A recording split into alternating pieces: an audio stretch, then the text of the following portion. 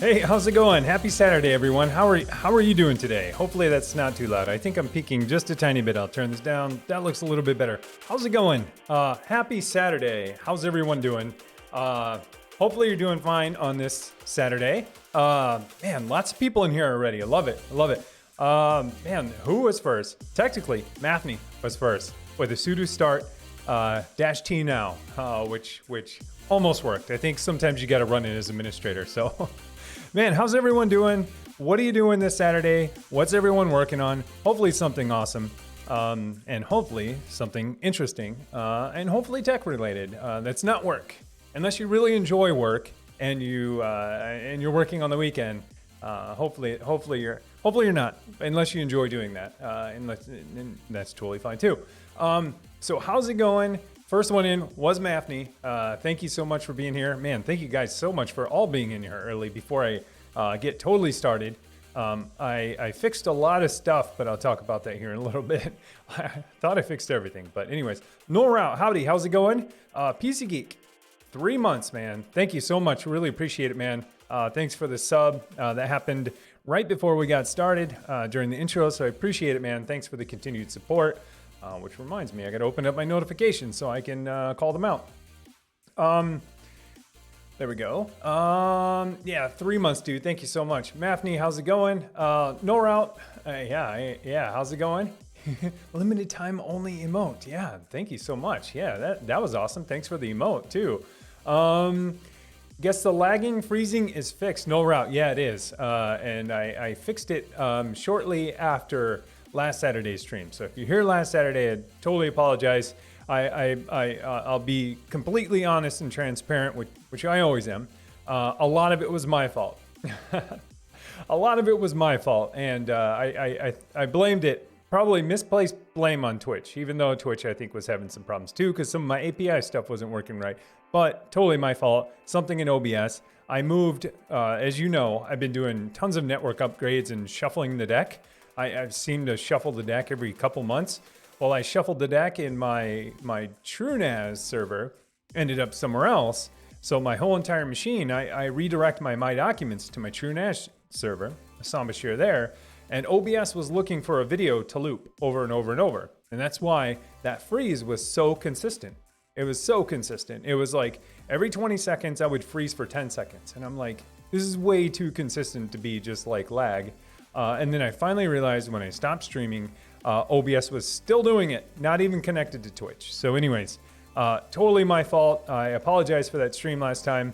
I shouldn't have, well, I needed to move my TrueNAS server to a different VLAN, but I should have actually thoroughly tested OBS before I did that. So anyways, enough about problems. Actually, I have lots of problems. I can talk about problems I have all day. But anyways, freezing is totally fixed.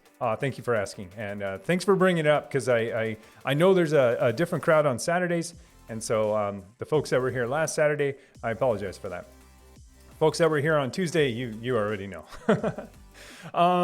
Cryptics, hey, how's it going? Good to see you. Home Lab New, hey, how's it going? Haven't seen you in a while. Hope you're doing well. Good to hear. It's always DNS. Yeah, it actually kind of, it might be DNS now. Before I was using an IP for my TrueNAS server. Lesson learned. Lesson learned. Now that I got real DNS running at home, no more IP addresses for me. I get it that IP addresses are fantastic, and they're kind of, absolute. But for me, I'm going to stick to DNS so that I don't run into problems like this anymore. So I can move my TrueNAS server anywhere, and it doesn't matter because the IP address behind the DNS entry can change. And I don't have to touch any of my other infrastructure. So that's another thing I've been going through. A lot of painful DNS stuff lately in the Stewart home, for sure. Well, Stewart, yeah, that's my last name. Anyways, in the Techno home, I'll say that. Get confused sometimes with the camera on. I think work call, stream call, recording. Anyways, Raider Luke, hey, how's it going? Good to see you.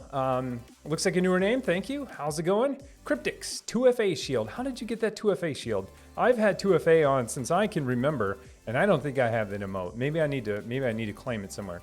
Anyways, Nora, what's the intro song? The intro song today, I think that you were hearing, is the same intro song that's on my new video, which is also, I think it's called Chroma. I think it is. Don't quote me on that. I have the credits in my latest video, so it's there in my K3S video. So I think it's Corolla, and it's by Harris Heller. Absolutely. A big shout out to Harris Heller all the time for all the inspiration, free assets, everything. Strips. What am I talking about? Strip. Tips on streaming. I like it. Combine it. Strips. Thanks for all the strips, Harris Heller. That's getting weird. No route. Moriva. Get it going, guys. Yeah, I know. I little tidying up to do before I lifted the veil. I always do. I try to go live close to around the time it's supposed to go live, but then I always have like 4 or 5 things I got to do ahead of time. One is not start the bot. So that's one thing I don't have to do now is run the bot on my local machine. So now I have all of my, I was gonna say I straightened out everything. I didn't straighten out everything yet because my lights for the room aren't changing. But if I see someone redeem it, I'll try to change it for you.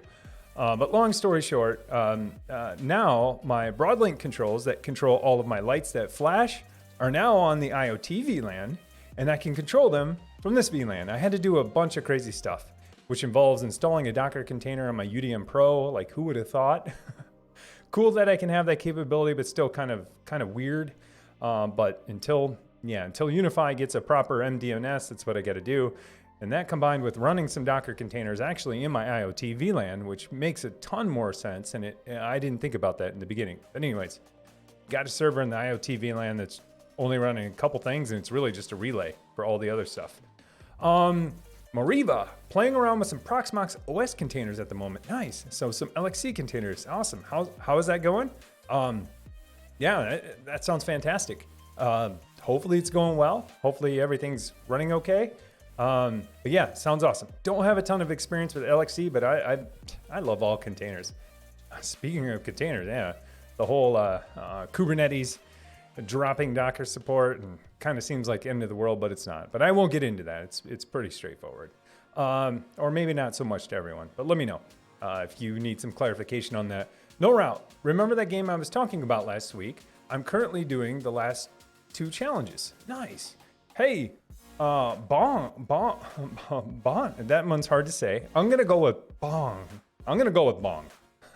Bong, thanks for the follow. Appreciate it. Welcome. Oh, there was another one in there. And Winding 3, thanks for the follow. Appreciate it. I just now saw that. It looks like Tuxic MC or Toxic MC. Thanks for the follow. Appreciate it. Welcome. Those were 3 that came in during the intro. Anyways, going back to what Noelrot was saying, when I'm done, I plan on making a full series playthrough videos in English. Nice. Yeah, you'll have to share it with us for sure. Super interested in that. Sounds awesome. Congratulations on your progress. And yeah, I'd love to see the playthrough of it for sure. Linux Tux, switching from Windows 10 to Debian for working. Nice. Yeah, I like where this is going. Gaming's still on Windows because it sucks on Linux. Yeah, I totally agree. Gaming sucks on anything but Windows, you know. I mean, arguably on consoles too. No, I'm just kidding. I don't want to start a flame war. But anyways, yeah, because PC gaming is awesome. But anyways, yeah, I totally agree. Awesome, you're going all in with Debian for work. It's so funny. I say this a lot, but you know, over the years, my work versus home tasks have kind of been the same, but my platforms that I do it on have been changing, and the roles that those play have been changing so much. It's kind of crazy, you know. It's just like Mac, Linux, Windows, now kind of a lot of Windows, a lot of Mac, yeah, it's funny because, you know, I always used Windows at work and then a Mac at home for other things. Now it's the exact opposite. Now I use a Mac at work and Windows at home. It's totally crazy. Anyways, you're probably going through some of the same stuff now too. Now it's like, okay, you're switching to Debian for work and then Windows for home. It's pretty awesome how flexible things are getting too. No route. I already made the first 2 objectives into a video, which was more work than anticipated. Yeah, I hear you. Making videos in general and editing and using all these skills I'm not the greatest at, it's super hard. So anyone thinking about ever making videos. One, I say just do it. Just do it. Don't even think about it. Try it and do it. But two, be ready to learn a lot of skills that you may not be the greatest at when you start out. Who knows? Maybe you'll be a natural and you'll be awesome at editing. But for me, it's hard. It's hard. I'm not gonna lie.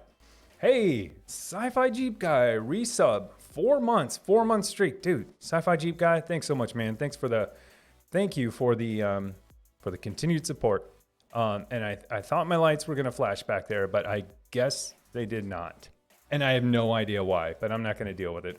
I just tested this stuff earlier today with Postman and everything. I was like, sweet, we're on a roll. Let me check really quick. I'm gonna check real quick. It'll take 10 seconds to make sure it is running. Because I did 1, 2, 3, 1, 2, 3. My channel, Kubernetes. I'm gonna scale it down, let it clear out, and scale it back up. But anyways, dude, thank you so much for the sub, continued support, really appreciate it. Let's see here, no route, yeah. So anyways, if you're thinking about make videos, I say do it. Learn how to do it. It's super fun. You learn a lot of skills. You learn how to talk too. Or relearn how to talk when you don't have an audience. And you actually pick up on a lot of the stuff you pick up on a lot of the things that you normally wouldn't pick up on unless you watch yourself talk a lot, which it's kind of scary. But it actually helps me a ton. Making videos helps me be a better, I guess, speaker in general. Even though I still think I'm terrible at it, it helps me think about just my thought process that goes into some of the things I'm going to say, how I say certain phrases, or even how even how I show emotion or lack of sometimes. And anyway, still working on it. It's a work in progress. PC Geek, yeah, Banana is working for sure. That's a good test to see if the bot's up and going. And yeah, I thought I fixed everything. Didn't fix that yet.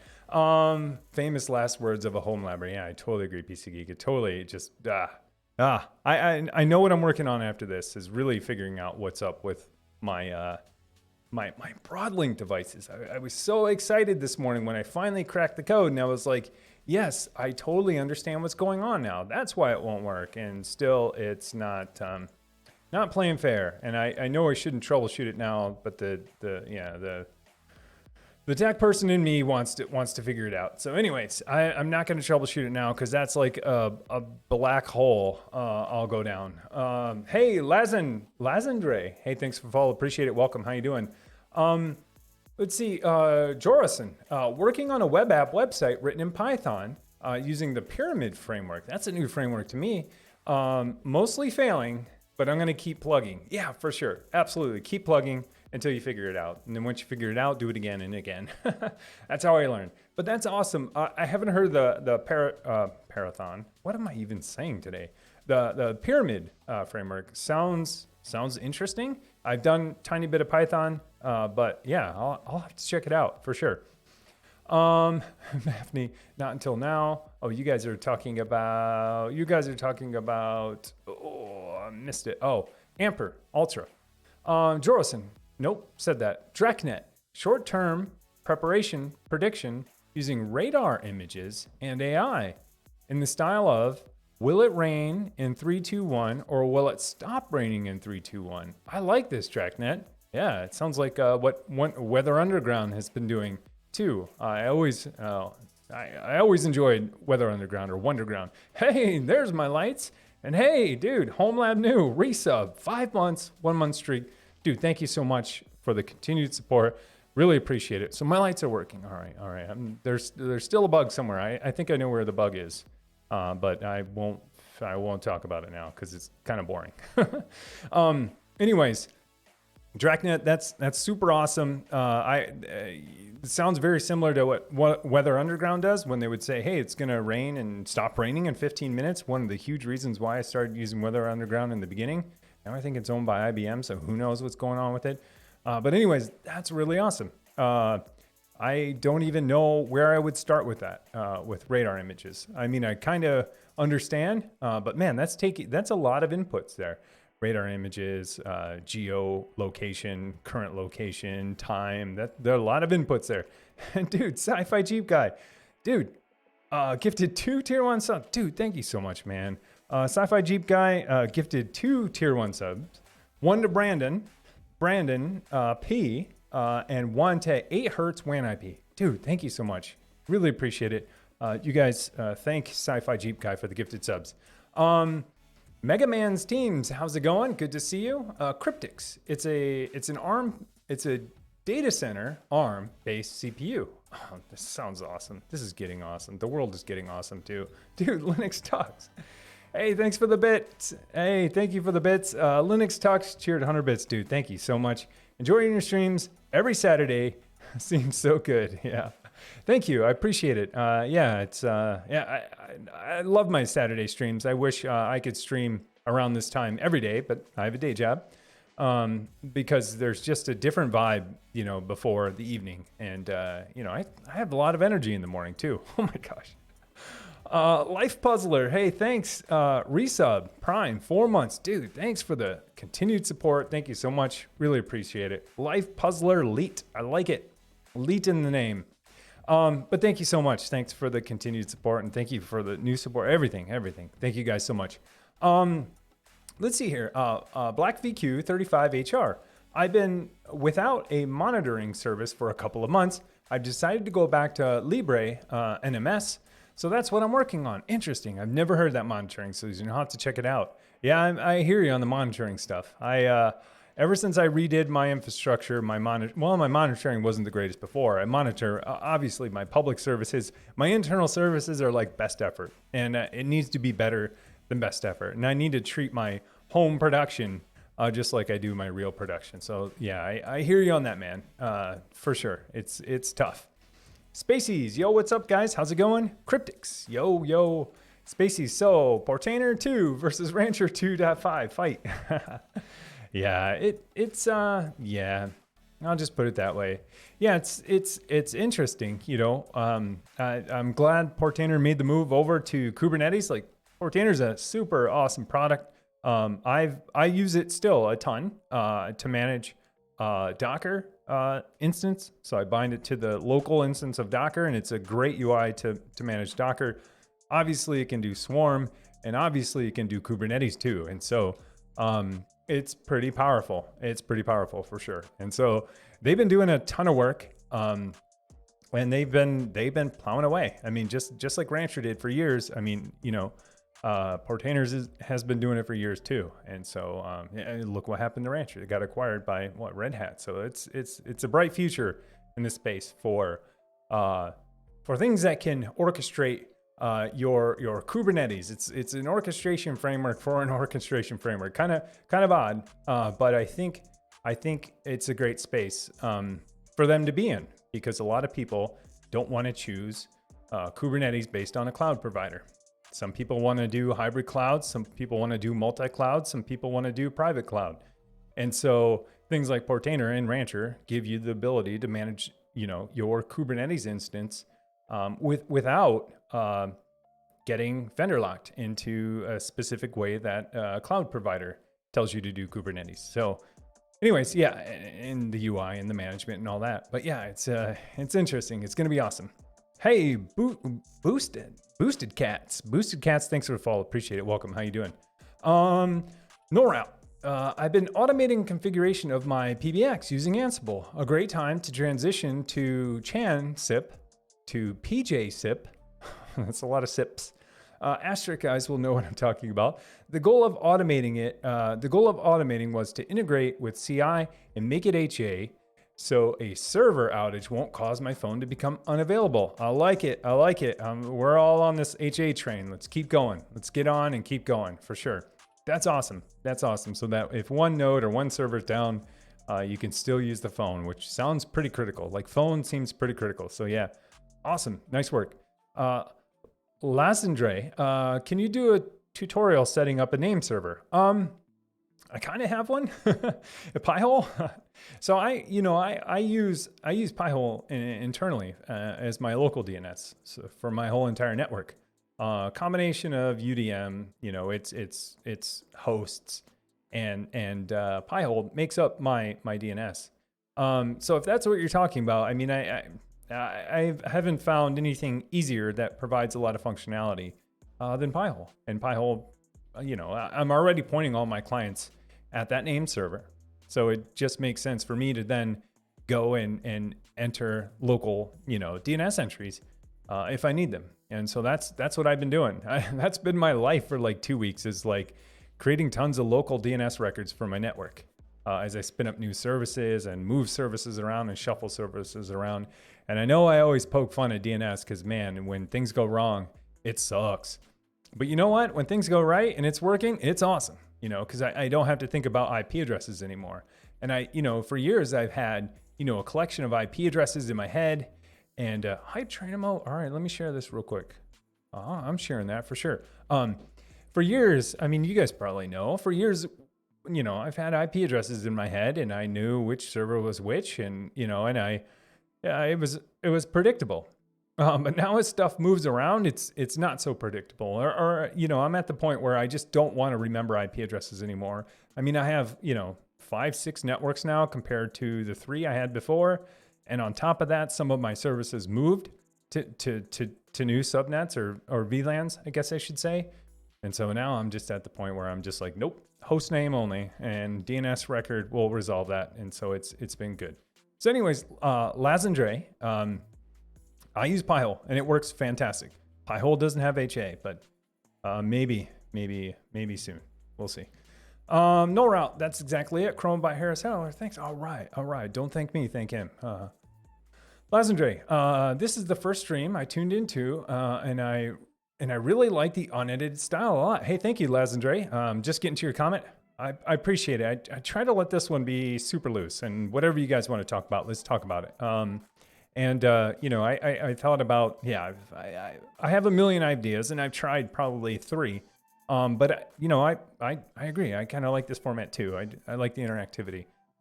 So I appreciate that for sure. QS Wood. Yeah, man. Run as administrator for sure. Like every time I start up OBS, it's one of the few things I still run as administrator. There are a couple other things on Windows where I have to, but OBS is definitely one. BRZix. Yeah, exactly. What is actually going on with Docker Kubernetes? Okay. I'll explain it. It's not as crazy and as scary as people are making it seem. Just like any headlines, you just got to read, more than the headline to understand what's going on. And so I was going to say long story short. I'll just keep it medium. Long story medium. So Kubernetes for a long time has been using Docker, and Docker has been. Docker's great, and Docker's not going anywhere. Docker's going to still be using Docker.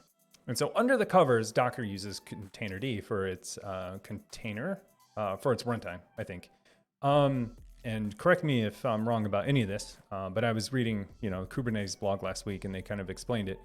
And so for a long time, Kubernetes has had this thing called like a Docker shim that they have, and they have to maintain, and it's kind of like an interface.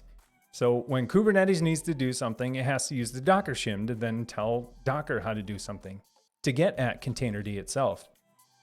And so, that's worked great for a long time. But I think Kubernetes is tired of doing that. They're like, why do we have to manage this interface between us and Docker to get to containerd instead of just going straight to containerd? And so I think Kubernetes is just like, Docker's great. It's great for developers. They built a lot of features into it. It's gotten, it's a little heavier than they want for something like Kubernetes, because Docker's built in a lot of features for developers. And so a lot of their API is geared towards human beings typing in API commands and issuing commands, or things like Portainer or something like that, issuing commands, Docker commands to it. So anyways, long story short, Kubernetes is like, yep, that was great while it lasted. We're going to switch to, we're going to find, how do I even put this?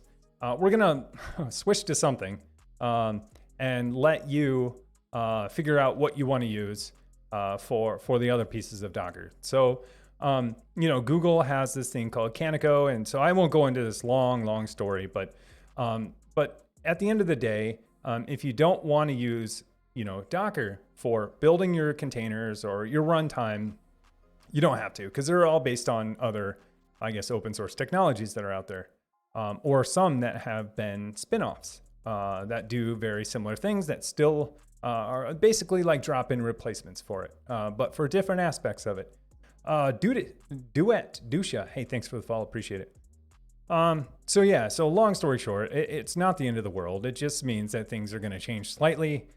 What it means for at least me, I've already switched to Canico for my Docker builds within CI. And I did that a long time ago because just because of some of the oddities of the way Docker inside of Docker worked, which is totally Inception.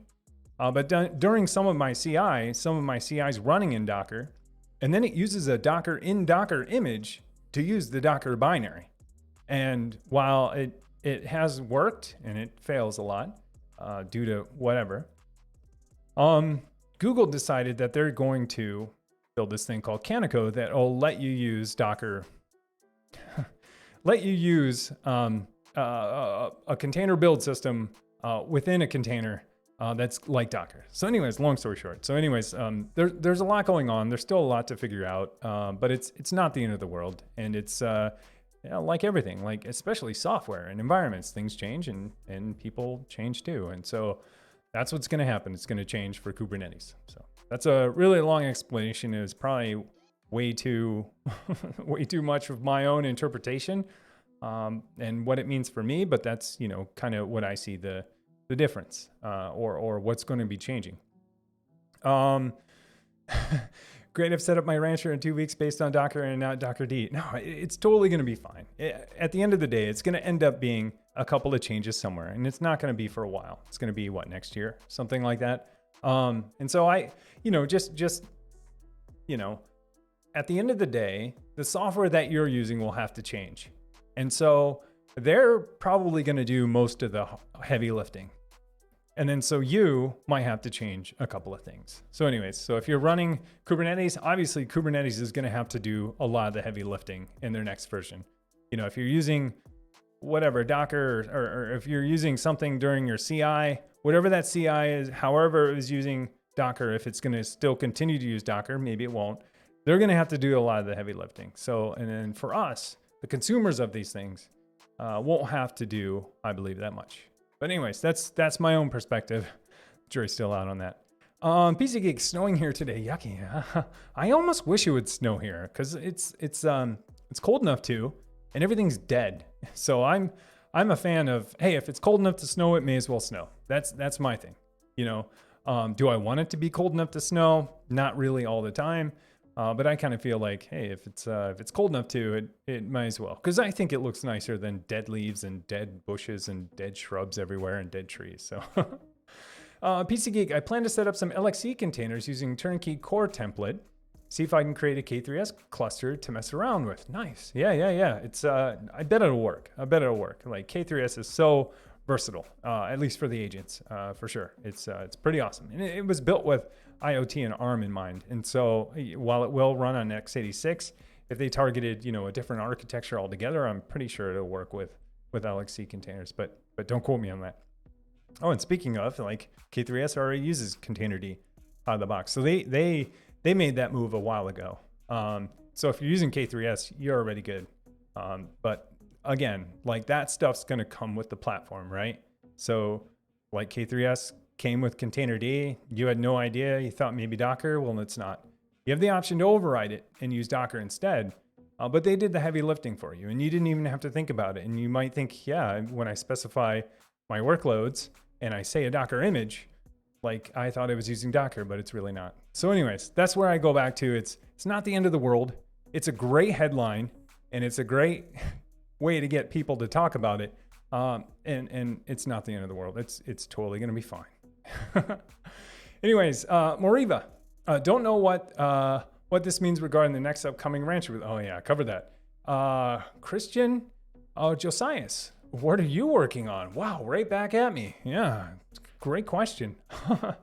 I kind of babbled about what I've been working on, but a lot of my work lately has been still reconfiguring my whole entire infrastructure. I redid my network. I've been redoing my Kubernetes clusters and moving stuff everywhere. And so I feel like I've just been fixing a ton of stuff. Like, oh, this doesn't work. Let me go and fix it. Just like my lights back there that won't change. Well, some of them will flash. The other ones won't change according to a theme. That's what I got to fix that. And so it's a combination of, I moved infrastructure. I need to create new DNS entries. And then on top of that, then create firewall rules that allow those two things to communicate to each other through VLANs, all while spinning up new services that need that same thing. So I feel like I've just been doing a ton of, system work for sure. But it's fun. Like I'm definitely not complaining because it's super fun. And every time I do it, I learn something or learn how to do it better. So it's a ton of fun. And then, I spun up K3S last week. And so I've just been kind of playing with it and figuring out how now I'm going to migrate some of my workloads from a single node HA Rancher to a K3S Kubernetes workload. And so not that hard to do. It's just going to take some time. Sheepan, thanks for the follow. Appreciate it. Welcome. BRZix. I use Docker Compose to run my home server microservices. Would you recommend me switch to Kubernetes? That's a tough one. But that's a great question. So it depends. It depends. If you're running all of your microservices, or if they're full services, at home on Docker and it's working well, and you don't want to really explore what Kubernetes is about, I'd say, it's totally fine. I'd say you've already done the heavy lifting. You've already done the hard work of figuring out how to get, these services containerized, or how to spin up containers and pass configs, and then how to back them up and how to route to them and all the firewall rules you got to create. Maybe you have firewall rules, maybe you don't, and how to secure them. So I think you've done a lot of the really hard work of just breaking that paradigm of VM to containers. So that's really awesome. Hey, Joseph Kafarali. It's hard to say. Hey, thanks for the follow. Appreciate it. But BRZX, should you switch to Kubernetes? I would say do it if you want to learn. Do it if you want to learn. Do it if you want some flexibility. Do it if you want some high availability. And that's what it kind of boils down to. Oxda, hey, thanks for the follow. Appreciate it. Welcome. And so, those are the kind of things that you're going to have to, to decide. I do, because for me, it's easier. Like it's probably not easier, but I use Kubernetes on a daily basis, all the time. And, I'm not, for work and for home. And so I don't mind the mental model shift every now and then to go back from Docker to Kubernetes to back to Docker. Like, I don't mind that at all. But I really like, being able to manage like all of my workloads the same way. Like, okay, like all of my workloads are in Kubernetes. I shouldn't say all of them. I still use plain old Docker for a few things, for things that can't run inside of Kubernetes because of my own design. But I enjoy Kubernetes. Like it's easy for me to stay in that context. And so, I'm probably not helping anyways. I'm supposed to be selling this, but I'm not. But the point I always try to make is, do what works best for you. And it's probably not the best answer, but at the end of the day, you have to support this thing, that you're creating. And this thing just means all of your home production services, right? You have to make sure that they're up. You have to make sure that they're secure. You have to make sure that they're backed up. And at the end of the day, you have to support all that and figure all that out. So I lean towards what works best for you, and that maybe plain old Docker, maybe Docker with Portainer, maybe Docker with Rancher, or it may just be Kubernetes single node install with Rancher. Might be Kubernetes, and that's a lot of options. But again, back to what I think, what I was saying about you already did the heavy lifting. You've already broke that mental model of everything needs to be a VM. And so I'd say you've done a lot of the hard work. And so just to, reiterate, if you think there's something in Kubernetes you want to learn, yeah, go for it. If not, and you're happy with it, yeah, stick with plain old Docker. I mean, that doesn't stop you from spinning up Kubernetes anyways and learning about it, but not moving all of your services over there. So yeah, it's totally up to you. I guess I should have said that from the beginning. Let's see here. Oh, my bot. Oh, yeah, okay, I see why. Hey, no route. Hey, some German in here. Hello, neighbor. How's it going?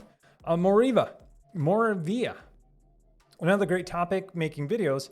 Tried to do some Oracle database related videos in my YouTube channel. Totally underestimate the effort to make some nice vids. Took me about 4 hours and 15 minutes for a 15-minute video. Yeah, I hear you. Sensei, Jarl, thanks for the follow. Appreciate it. Welcome. And Draculente. Hey, thanks for the follow. Appreciate it. Welcome. I totally agree. I feel your pain. I turn the camera on and sometimes the footage is an hour and 58 minutes, right under 2 hours. I'm like, I have no idea how long this video is going to be, and every time I edit a video, I have no idea what it's going to be in the end, the time. And I keep going back to, it only needs to be long enough as it needs to be. And sometimes that might be 8 minutes. Sometimes that might be 15, 16 minutes. And so I'm just still figuring that out. But I totally agree. If you continue to do it, you will get better. You will get better. It'll get easier to edit. It'll get easier to speak to a camera. Your thoughts will be more clear as you speak. So, with anything, it takes practice. I mean, think about anything you've tried that's ever been different and or hard. You're not going to get it on the first time unless you're totally just a natural. But when it comes to recording videos, there's so many parts to it that it's not just, hey, I'm going to record a video. It's, hey, I need to come up with the topic. I need to kind of plan it out. I need to record the video. I need to record the audio separately, possibly because of acoustics or whatever, or just in case, so I don't trash this whole video if something goes wrong with the audio. And then it's putting it all together, editing and everything else. And then on top of that, then it's titles, thumbnails, descriptions, time codes, you name it. So I totally agree. 4 hours is actually pretty good. Well, you're saying you took 4 hours of footage and converted to 15 minutes. Yeah, I hear you. My first one for sure like that. But I put a ton of time into it afterwards. So there's the whole post-processing, post step that just takes forever. But I enjoy it for sure. Mr. Zemeth, dude, you're awesome at this. Is it possible to request a setup? Whoa. What setup are you talking about? And what are you talking about? Let me know, Mr. Zemeth. Link in shadow. How react with stuff? Yeah. Penguin Airlines. Hey, how's it going, man? Good to see you. Yeah, I want that to force myself to review my communication skills by making content. Still putting it off though. Yeah. I learned about so many weird things I do when I talk, and I've done public speaking for a while, just being a developer, and and having dev forums and dev presentations. I've done it for a while, and I'm like, oh my gosh, I should have started recording videos a long time ago, because I've done so many weird things for so long that only now I'm realizing it. So yeah, hindsight's 2020. It does help. It does help, but at the same time, nothing can prepare you for talking in front of a live audience, because I think that's when a lot of people's personality starts to shine too. The Silver, hey, thanks for the follow. Appreciate it. Welcome. And so that's why, I won't go into a ton of content stuff, but I will say it's a lot easier talking live to you guys, to all of chat. A lot easier there, and to show my personality and let that kind of come through a lot more than talking directly into this huge lens that's looking straight at me and trying to sound natural. So anyways, it's Penguin Airlines. Do it. Just record once. Just put together a real quick presentation, record it, and then edit it. It really helps. It does. Linux Tux at work. I'm bound to Windows. I've installed Windows and Debian on my home machine so I can switch near simultaneously. I like it.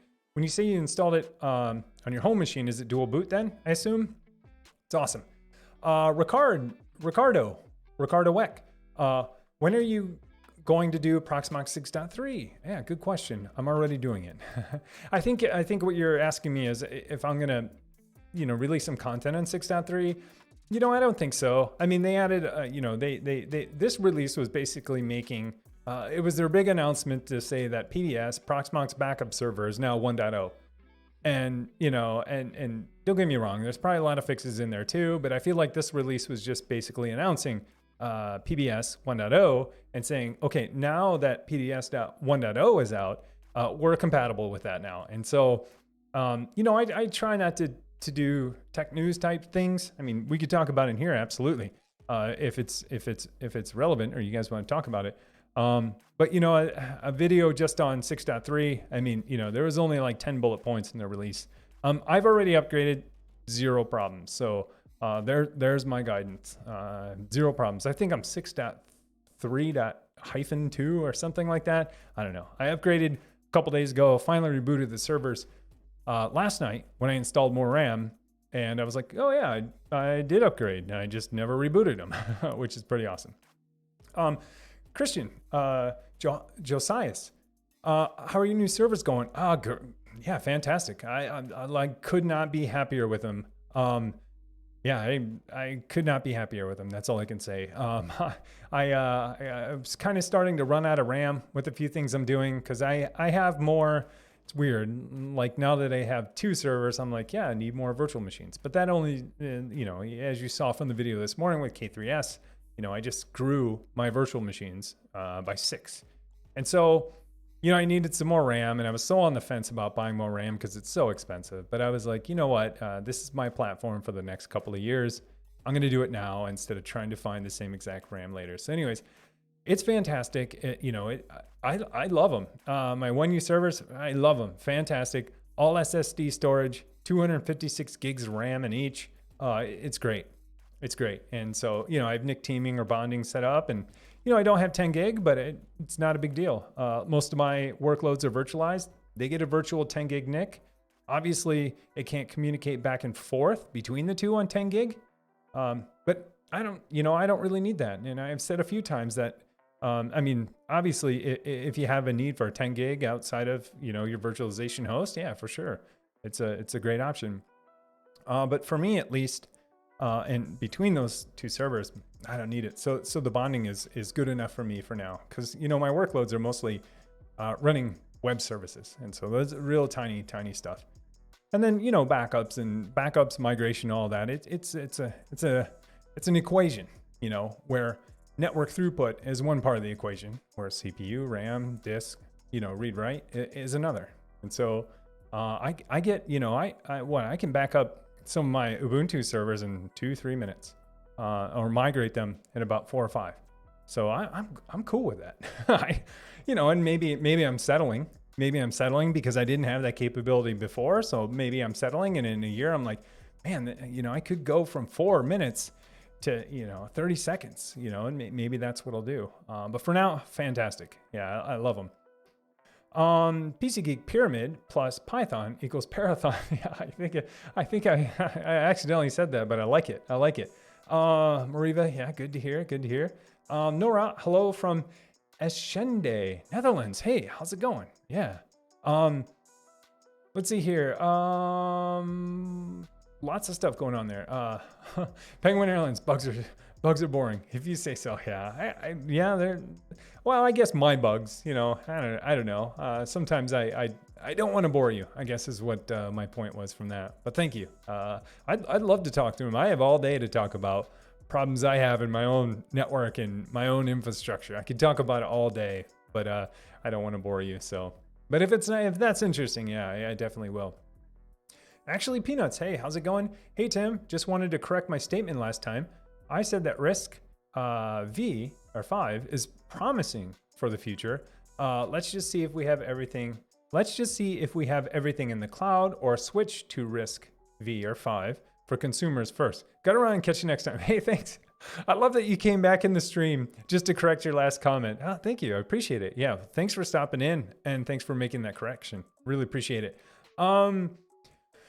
Christian Johias, I already answered that one. Null route. Libre NMS is awesome. We use it at work to monitor switches and routers from BGP peering to individual links. It's awesome. All right, I gotta look in this for sure. Actually, Peanuts can recommend Zabbix for easy learning curve for SVR monitoring and alerting. Awesome. Yeah, I see Zabbix come up a lot, not only in our Discord server but on the internet. So yeah, it's something I'll look into too, because I need a full solution. I need from container level to server level to even networking. I need to pull it all in together for something. I want unified monitoring, alerting, and logging. So coming soon. Let's see here. HomeLab New. I think I'm gonna go for a K3. Okay, HomeLab New. I think I'm going to go for K3S based on your video. Been looking at getting into containers for a while now. Awesome. Yeah. It's pretty awesome. It is. Now you notice that some people have even mentioned in the comments that like, hey, like what the heck? Like this isn't Rancher. Well, one, that's coming soon.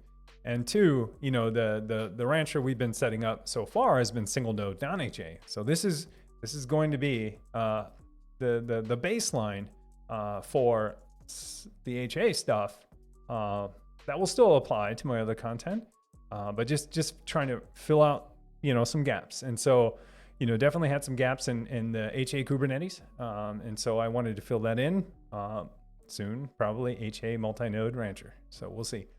Evil Marksman, long shot, and I'm sorry to hijack the conversation. But do you guys know? I better screen this. No, kidding. But do you guys know of any way to remotely turn on the GPS in an Android phone? Oh, this is sounding kind of creepy. A friend of mine is lost in the parking lot. We pinged it with Google and locked it and put a message but it sadly can't get the GPS as it's turned off. I don't know. Hopefully not. I mean, unless you own the phone, unless Google allows that to be turned on, that sounds like a security risk to me. I mean, unless your Google account's on, I could kind of understand why. But man, that stinks. I don't know of a way. I personally don't. Lazandre, I need to say this right. Lazandre, I'm gonna go with Lazandre. How do I go about naming servers? Chat plus Techno Tim. Yeah, that's a good question. I pick random names. I'm at a point now where random names. I used to name servers according to what they do, according to what their role was. But here's my reasoning for not doing that. Let me get a sip. Hey, Hank F98. Thanks for the follow. Appreciate it. So with naming servers or host names in general, I used to go down the route of naming the server according to what it does. And that's the most logical way for me, at least in the past. It was like, yeah, this is my DNS server. I'm going to name this DNS01. And, hey, this is my whatever server. This is my junk drawer server. No, not junk drawer, because that would fall into everything else. But this is my Rancher server. I'm going to name it Rancher. And this is my K3S agent. I'm going to name it K3S agent and all this stuff. I used to do that, but I stopped doing that. One, because it's kind of boring. I mean, not boring. A lot of utility, very pragmatic. But I then switched to just names, arbitrary names, because it was a little bit easier if I ever needed to change anything in the future. And I don't mean like, hey, I'm going to repurpose this server itself. But I want to repurpose that IP and DNS maybe for something in the future. And so I have a lot of services that point to DNS records. And so I don't want to have to go through and figure out and change that name if something changes. Anyways, that's kind of what I do. So I pick random names. It's usually space or constellations or something like that. Some people pick Marvel characters, cartoon characters, you name it. But that, that's kind of why I settle on just random names. Because it makes it a little bit easier down the road if you ever need to change anything. I mean, obviously, you're still going to have to do a little bit of work. But, if I name mine, whatever, Portainer or something, and I'm not using Portainer anymore, and now I have this Portainer DNS record out there that kind of has to, it might have to change. But then I have services everywhere that's pointing to this Portainer record, just using it as an example. And then maybe Portainer record isn't doing the Portainer stuff anymore. So then I'm just like super confused and I'm like, oh yeah, that's not doing the Portainer stuff anymore. That's doing this now. And so now I got to go and change my mental model of what that did. And I still have to change that mental model of what that means for an existing host name, but it's not tied to a product anymore, so it doesn't really matter or apply. Anyways, I'm sure everyone has their own naming convention, and I'm sure there are a lot better ones, especially in enterprise. In enterprise, you probably have great naming conventions. Me at home, I just pick random things that have to do with space or constellations or technology, because it's kind of fun. Till my wife's like, "What's the Plex server name again? Orion?" And I'm like, "Yeah, it is. Yeah, don't ask." Why isn't it named Plex? Yeah, it's a long story. How much time you got? But anyways, yeah, that's kind of why. It's kind of why I do it, because I don't want to have to, really tie host names to products. So anyways, sudo OBS, yeah, for sure. PC Geek, I usually go by what its use name or its purpose. Yeah, PC Geek, I hear you. And that, there are no wrong answers. It's whatever works for you. That's how I feel with host names. But that's a little bit of why I kind of stopped doing that, is because I reference them. I don't just have this host that's sitting there that then, that I only access it through the browser.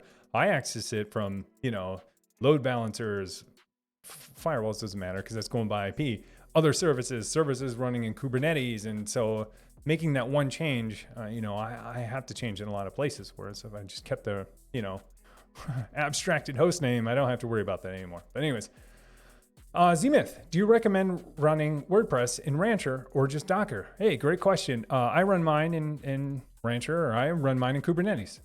Yeah, that's that. So I run mine in Kubernetes. I could scale it if I had more than one person visit my blog a day, a month, if I needed to. But again, it just kind of goes back to, where and how I want to manage things. And so, I kind of had this mental model of, can it or should it be inside of Kubernetes, and can it or should it be inside of Docker? That's kind of what I kind of go through. For things that can't exist within Kubernetes for whatever reason, because hey, like in the K3S stuff, because it's a load balancer that can't live inside of there because it's totally Inception, I put those outside. And I put them in plain old Docker, not on a VM by itself, and install it because I don't want to have to manage upgrades and broken dependencies and all that stuff. But for things that I can do, I do because it's, it's easier for me to say, hey, this is where it lives. But most of the complexity comes from the initial setup. And so, after you get through the initial setup and get things going, then, adding a couple more workloads is just like adding workloads anywhere else. Datey, Techno Tim, do you know if Elgato captures work inside of VMs? Whoa, Elgato question. All right. Do you know if Elgato captures work inside of VMs? Oh, capture cards. Yeah, they do. I've done it once before. Didn't work out so great because timing was a little bit off. But there's some timing adjustment. So I'll put it this way. Will it work? Sure. Should it work? Do you really want to do that? If you really need to, if you absolutely need to, yeah, go for it. You might have to play with the timings because, real quick, info, upgraders. Hey, thanks for the follow. Appreciate it. Welcome. So you might have to play with timings a little bit because your virtual machine's timing isn't like, it isn't like a real hardware clock time. And so your timings might be a little bit off. And when I say timings, your AV, your audio video might need to be synced or adjusted. So what I think you're going to probably do is you want to put an Elgato capture card inside of a virtual machine and then use that virtual machine to stream or capture video. And so in order to do that, you're going to then use OBS or Streamlabs or whatever to then do that. And so that's where I'm saying that your audio sync might be a little bit off because your timing on your virtual machine is a little bit different than on a real physical hardware machine. And so you'll have to play with it. It sounds awesome to me. If I needed to do it, I would do it. I mean, that's why I have a video card in one of my servers because I didn't want to run another full PC all the time. And so I did it, and at least for a video card, and it works out great. There are quirks. You're going to have to figure them out. But if you're up for a challenge, I say go for it.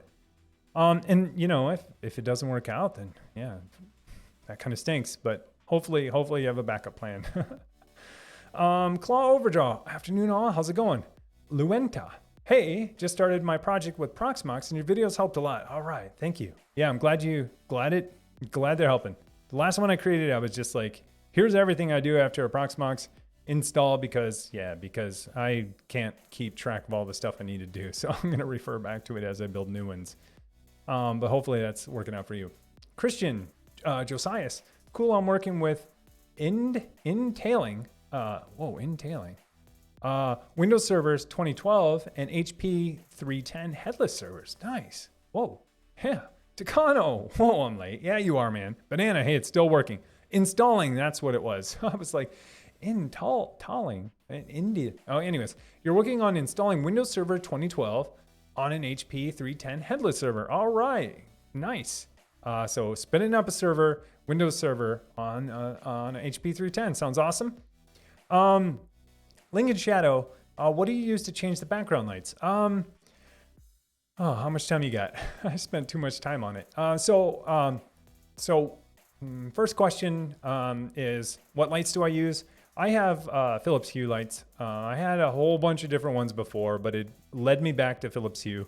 So all the ones you see back there, most of them, except for the two underneath the couch, are Philips Hue. And so with Philips Hue, you get a Hue hub. And with the Hue hub, you can access the API. So it's really cool. Another reason why I went with Philips Hue is because on that hub, they have an API. And so I wrote all the code to interact with the API. And I don't, unfortunately, my bot isn't working that well right now. So you can't change the lights yourself. Normally you can. And so anyways, long story short, I wrote an API. Yeah, I can absolutely share it. To connect to my hub, which changes the lights. And it's super simple. Real quick, Bokach, thanks for the follow, appreciate it, welcome. It's super simple. If you've never written code before, it's probably not simple, but if you have written code before, it's pretty simple. Maybe I'll put it on my GitHub one day. But all it's doing is just telling all of the lights to, I'm basically just changing a scene. So in the app, I set up a scene. I have 3 scenes. The Hawaiian one, the Tokyo one, and Northern Lights one. And in there, then in code, I just say, hey, when this event happens on Twitch, set the scene to this. I made it a little bit nicer too. I was like, it was too jarring. So I fade the lights down, fade them back up, but that was, pretty easy too. And you get that for free too, because whenever you change a light bulb on Hue, it does a fade in, fade out type thing when you change the colors. So it's pretty cool. That was there for free. So anyways, I can post the code on GitHub someday. It's probably terrible code, but I'm not afraid to share that stuff because it's just quick and dirty, just to make it work. But yeah, code I wrote myself, Node.js, running in a Docker container in Kubernetes. But yeah, Joseph, I'm going to get this right. Joseph Caffarelli. All right, Joseph Caffarelli. Hey, what's up, brother? How are you tonight? Hey, I'm good, man. How are you doing? Haha, yeah, how are you? Good to see you. Doob Blue. I'm going with Doob Blue. I've been fighting traffic on Kate's. Yeah, I've been there. Can't figure out how to get to use the IP from MetalLB. Keeps using the internal pod network address instead, not cluster IP, using Rancher to see what I'm doing wrong.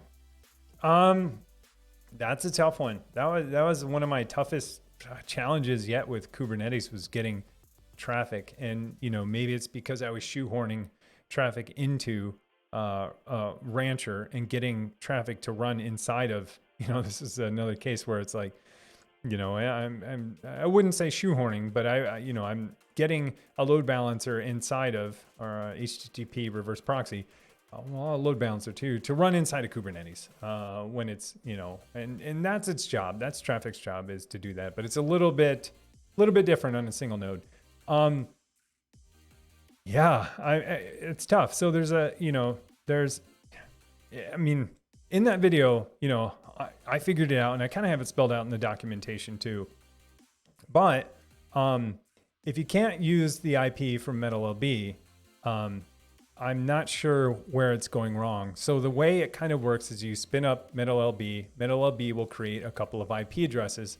Those IP addresses should be, outside of your DHCP range or whatever your scope is, so they don't get handed out to other things, so other things don't try to use it. And then on top of that, then you have to It's kind of crazy. But you have to basically tell traffic to use those IPs. And then you tell your incoming ports, so anything on 8090 or 8090, anything on 80 or 443 to get redirected from there. And so maybe it'll kind of help to just explain what MetalLB's role is in all of this.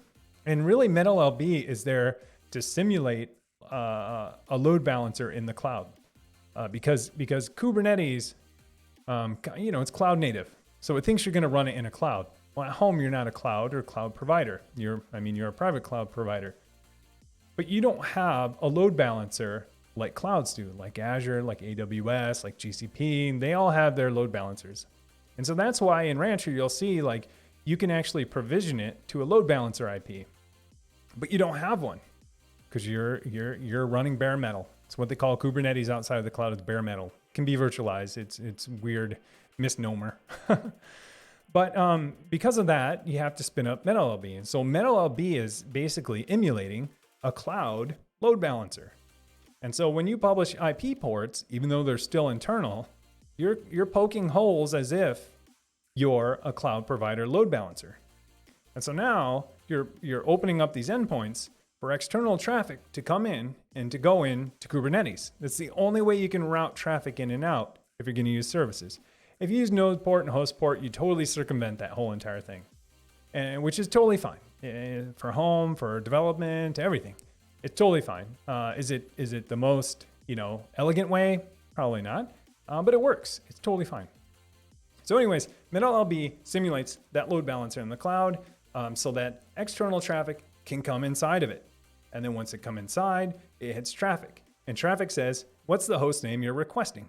And if it's requesting traffic.example.com, I'm going to route you to the traffic.example.com workload. Hey, I didn't see that. It's weird. I think that was Soto's. Thanks for the sub. That alert didn't come up, so I'll reload and see. Well, that reloaded everything. Whoa. Okay. So that wasn't the greatest button to press. But anyways, it looked like there was a sub in there. It didn't appear in my notifications. I think it was Soto's. Thanks for the sub. Appreciate it. I think maybe. I should probably look at the logs. Anyways, thanks for the sub, whoever that was. I promise. You know what? I can't scroll down. That'll really mess it up. Because once I scroll back up, I lose chat. I'll get to it. But absolutely, thank you. Really appreciate it. Anyways, long story short, MetalLB is there to simulate a cloud load balancer, and it's there to help you expose. This is my load balancer right there. Expose traffic in and out of Kubernetes without going through node port, host port. That's kind of the side way of getting into Kubernetes. But really, in clouds, you come through a load balancer. So that's what MetalLB is trying to do. And if it gets and you send 80 and 90, because traffic is HTTP reverse proxy, or a load balancer, its own. Yeah, it can do load balancing or reverse proxy for HTTP traffic. But then when those 8090 requests, or 8090, 443 requests, SSL requests come in, it's doing SSL termination, and it's also inspecting that header to say, hey, who are you requesting? And you're requesting whatever, example.com, and it's like, oh, example.com, you go to this pod. And then if a request comes in for whatever, example.org, it's like, oh, you want example.org? All right, you're over here. And so that's all it's doing. So I don't know if that answered your specific question. Hopefully that terrible visualization and hand waving helped cleared up some of the roles. So that helps you figure out where you need to port forward traffic to traffic. And on top of that, it has a super weird name. It has a great name, but it's spelled weird. And on top of that, it's so common that it gets weird when you start saying routing traffic to traffic. Joseph Kafarali. Why do I want to say care? Kafarali, I guess you agree, virtualize everything except for your firewall/router, Jared. Yeah, I did that for a long time. Somebody else, how's it going? I like it, somebody else. In the K3S recent video, you mentioned that there were some feature differences between Kubernetes and K3S. What are some of those, or are they just features you don't regularly use? They may not be. And so do I have the long list of them right off the top of my head? I don't. the K3S explains it pretty well. I will say that K3S has been totally optimized for Edge. And what I mean by that is not in a cloud. Can it run in a cloud provider? Absolutely. Does it have to? No. And because it doesn't have to, and because their intention is not to, they removed a ton of features for that. One being, I think your ingress controller, and actually I think K3S comes with one. I'll have to check. But a lot of it being what we were just talking about, that load balancer, how you provision IPs to a load balancer to a cloud. Well, they're basically saying like, hey, well, like we're meant to run on Edge, which could be in your home, on a Raspberry Pi, anywhere. And we don't need all of that code or those features to tell a cloud how to provision an IP address for us on their load balancer. And a lot of it is storage types too. So drivers, storage, how you provision types of storage. And let me say, all of this can be added back in later. They just decided to not include it with K3S. And so, you know, there are a lot of nuanced differences. Will you notice them in your home cluster? Probably not. You know, and so yeah, it's you know, they have a long list of you know, kind of the actual differences between them. Those are the couple that I know off the top of my head. I can look at them, and if you want to know more, absolutely, I can post something in Discord. But I don't think they're, you know, they're not important for Edge. Otherwise, K3S would have included them. And so, yeah, it's pretty awesome. The Silver, do you have any video ideas for the future? Oh, I hope so. I hope I do. Like what's coming up? Yeah. So the Silver, I usually don't, I drop hints every now and then about what I'm talking about. I drop hints on social media too. It's hard not to share some of the things that I'm excited about. Do I try to drum up a ton of do I try to drum up a ton of excitement about something that I'm really excited about? I try not to, just because I know most of the time I'm more excited about these things than other people are and whatever.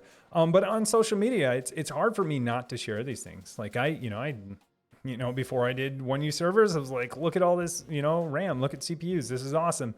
And the same thing went with burn-in tests and spinning up Kubernetes or spinning up, pods in Kubernetes, on Twitter earlier. So, I kind of hint at those things on social media, but I'm not like, hey, this is what I'm going to do. Here it is. And so, it's hard for me not to share those things. But I don't say directly because I still want it to be a kind of a surprise when on Saturday morning, when people wake up or in the evening for people elsewhere, it's kind of nice for them maybe not to know. At least for me, it is. So no spoilers here. I give hints. And I will say that most of the stuff is what I'm doing last weekend. This is kind of weird because it's this weekend now. So what you see Saturday, a week from today, is what I'm doing today and tomorrow. And that's how it works. It's always like whatever my project is that I need to do. Obviously, I'm not going to put in a ton of all the bug fixing and stuff that I do or whatever else I'm doing. But most of the time it's that. It's you can count on it. I was spinning up K3S last week, and so all of this week I've been preparing for what I'm going to do tomorrow. I record on. I'm throwing it all out there. I record on Sundays. I edit throughout the week. I release on Saturdays. So I'm back in that cycle again. I feel like it's a developer cycle. I have 1 week sprints, but it's also waterfall because I need to get everything in there and it has a deadline. That's how my YouTube videos are, totally waterfall. I shouldn't even say sprints. Anyways, Rye MiFi, does the new dashboard replace Rancher UI? How does it affect CI/CD? So the stuff in K3S that you saw today, the Kubernetes dashboard, is an open source project. It used to be included, I think, with some of Kubernetes. It used to be included with GCP, but it's kind of split out now. So what you saw today isn't Rancher. What you saw today is what Rancher runs on top of and high availability. And so you can get Rancher to then run on top of K3S. And when you run Rancher at home, if you spin it up through Docker, it's actually spinning up K3S within Docker, within that whole entire stack. It's getting confusing. But what you saw today on K3S isn't Rancher. It's by Rancher. They created it, but it's not the Rancher UI. And so the Kubernetes dashboard is not to be confused with the Rancher UI. It does very, very similar things. And so this dashboard can be used on any Kubernetes instance as, well, not the Rancher one, but this Kubernetes dashboard can run and give you some observability. That's so hard for me to say. Observability. There we go. Into your Kubernetes cluster, and lightweight management. And so and the funny thing about it is that like all cloud providers now have their own version of this, and so this is it's not used as much anymore. Because all cloud providers have their own. It's part of the vendor lock. So you'll use their UI and and whatever. And it's part of the reason why Rancher exists, right? So you don't get vendor locked into cloud dashboards or cloud Kubernetes. Anyways, that's not to be confused with Rancher. It's not Rancher. It doesn't give you a lot of easy ways to do some of the things that Rancher's doing. And so that it's just a management dashboard. So yeah, long story short, it's not Rancher. Very similar. Rancher has all of those features and more. Joseph Carafelli, great look. Techno 10 stream to the stream. Keep up the great work. I appreciate it. Linux Tux, yep. Dual boot with Grub. Nice. I need to get back in some dual boot. I want to build a new machine. I'm just like chomping at the bit to build a new machine, but I can't get a video card anywhere. And that's like, I'm not going to even think about it until I can get one. I mean, everyone's feeling that right now. Techno Tim, any chance experience using Cisco Modeling Lab? Joseph, I have not.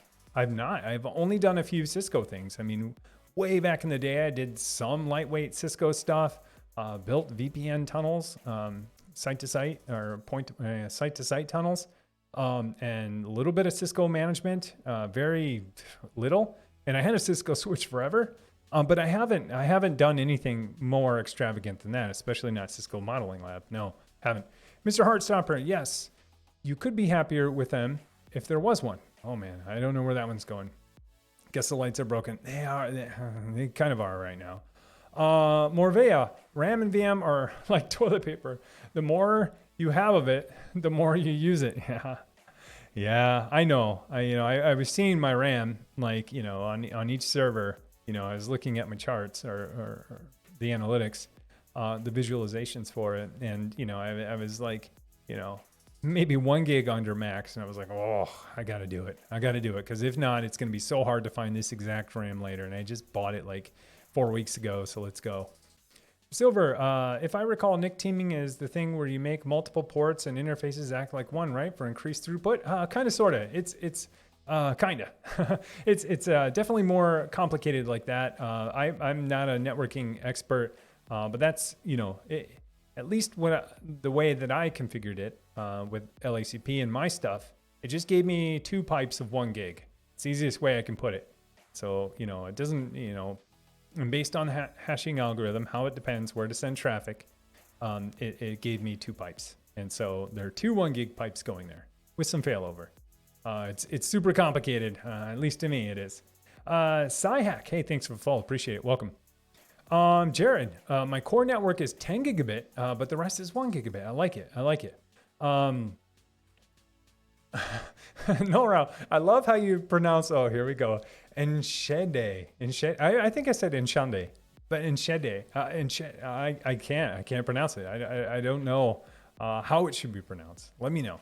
Spell it phonetically, please. I'll look for it, if not afterwards. Sci-Fi Jeep guy, VM sprawl, had one tech who would build a 2019 Windows VM and just run DHCP, not even 250 seats on the site. Yeah, it's totally VM sprawl for sure for me.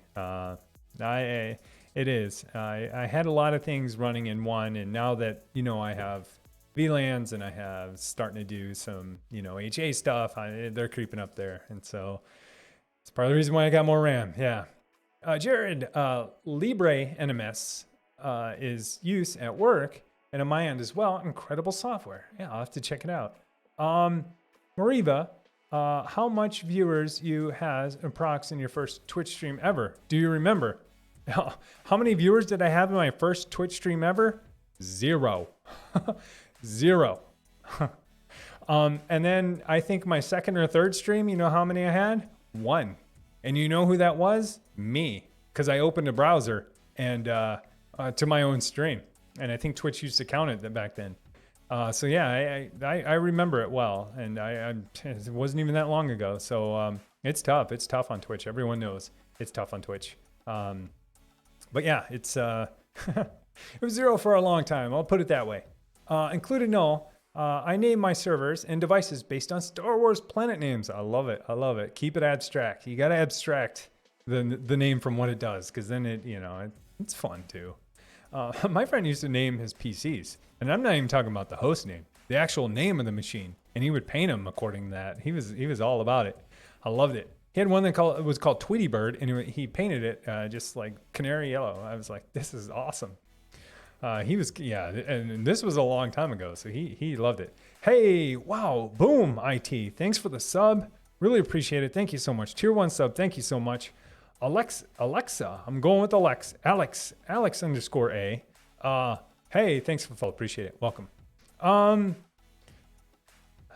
QSK Wood. I want to say Ask Wood. The QSK Wood is so hard to say, but I'm gonna keep saying it till you correct me.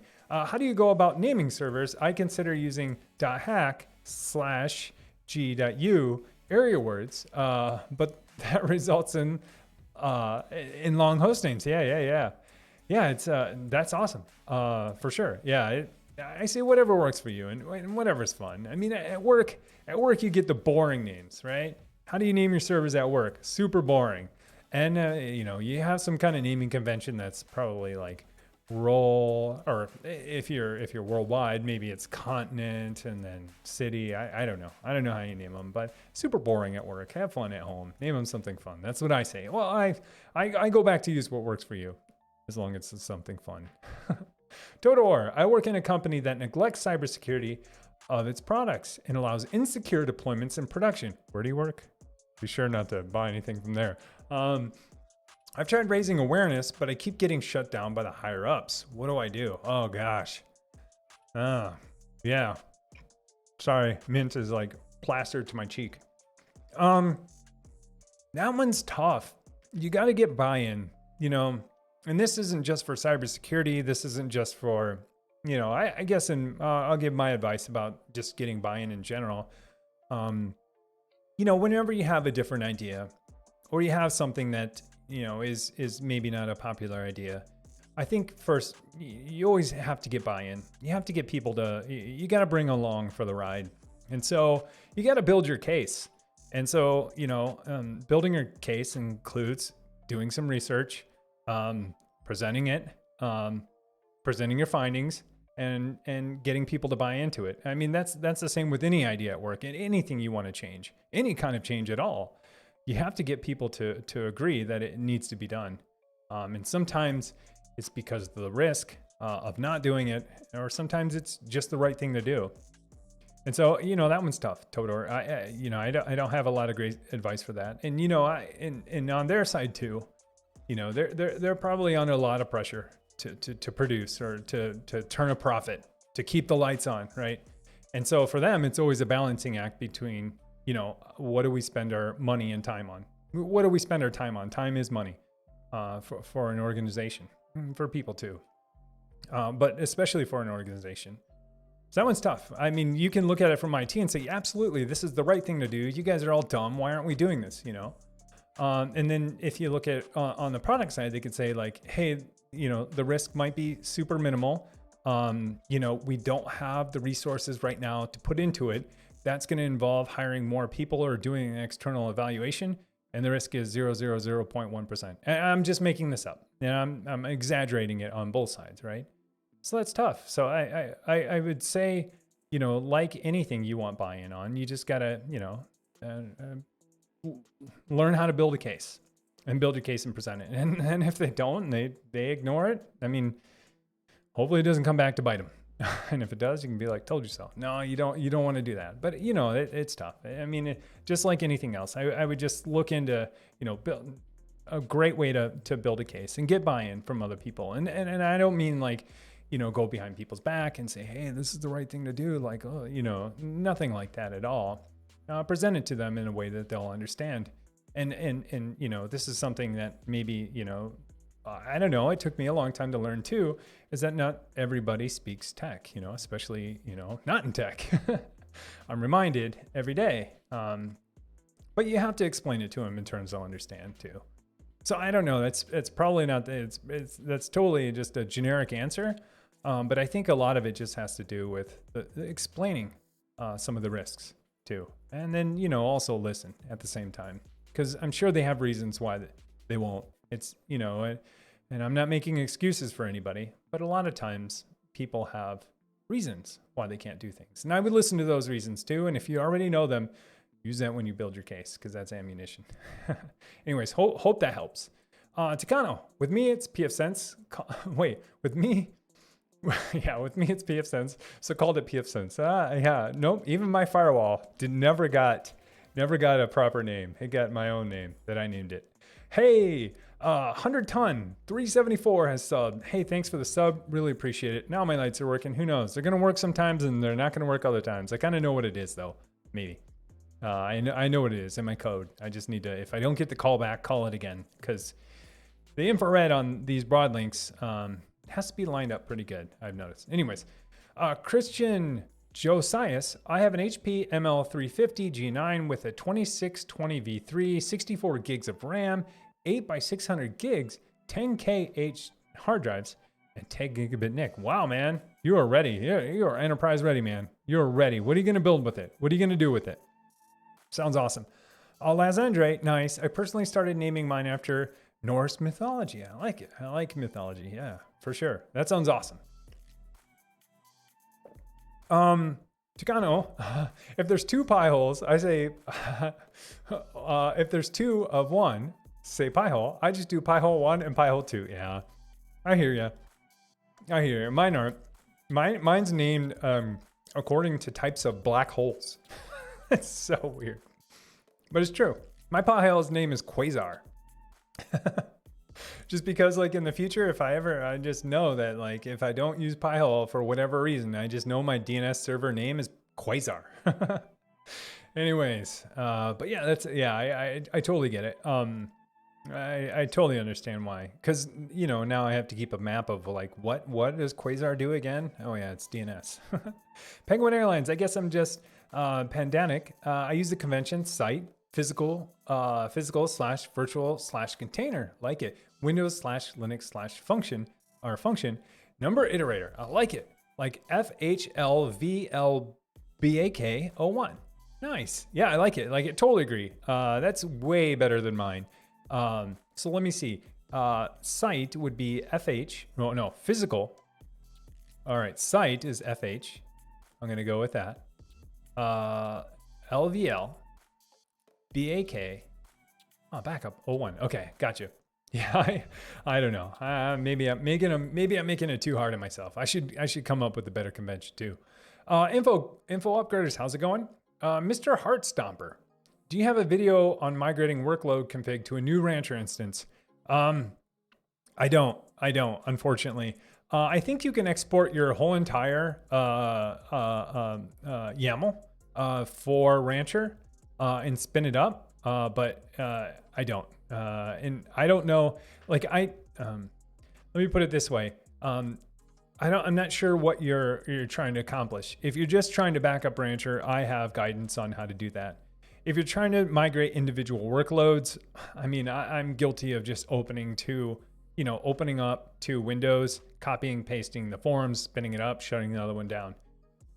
And if you wanna, I think, copy your whole entire, Rancher config only, you might be able to export some YAML. And so that's only a challenge if you have a single node non-HA server. You know, if you have multi-node, you just add another node and it just works. But no, I don't. I wish there was an easier way. I'll do some research for sure, coming up soon. Hardware Dynasty. I can speak from experience. Had a Windows VM for my streaming PC. Bare metal is better for that use case. Yeah, 100%. Bare metal is, bare metal is better for most things. But when you need to consolidate, that's where virtualization plays a huge role. But I totally agree. And I will say, and I probably should have prefaced all of this, audio and video is super sensitive to latency in general. And so, virtualizing a workload that's going to do that, especially a live stream that's very sensitive to latency, add some latency. So you'll have to do some tweaking for sure. Thoot, hello, I am new to Python. Question, is it easier to use Conda for installing tesseract for an OCR project? Ooh, that's a tough question. That's a good one for the community. I don't have a ton of experience in Python. I have experience in a lot of other languages. So I can't answer that. Thoot. I wish I could for sure. Included null, no Northern Lights. Yeah, long story. I think you heard it. But that's one more workload I need to figure out what's going on for that. I know what's going on. 100% know what's going on. I moved that workload and I didn't create the firewall rule. So I need to create a firewall rule for it. I got the one for the flashing, not the one to control the lights behind me. So soon. No route. Yeah, I'm also redeeming my points. No luck. I apologize. If there was an easy way for me to just press the physical button right here and see them, and if I had another log for that, I would totally do it. Hello, gang. Boom IT. How's it going?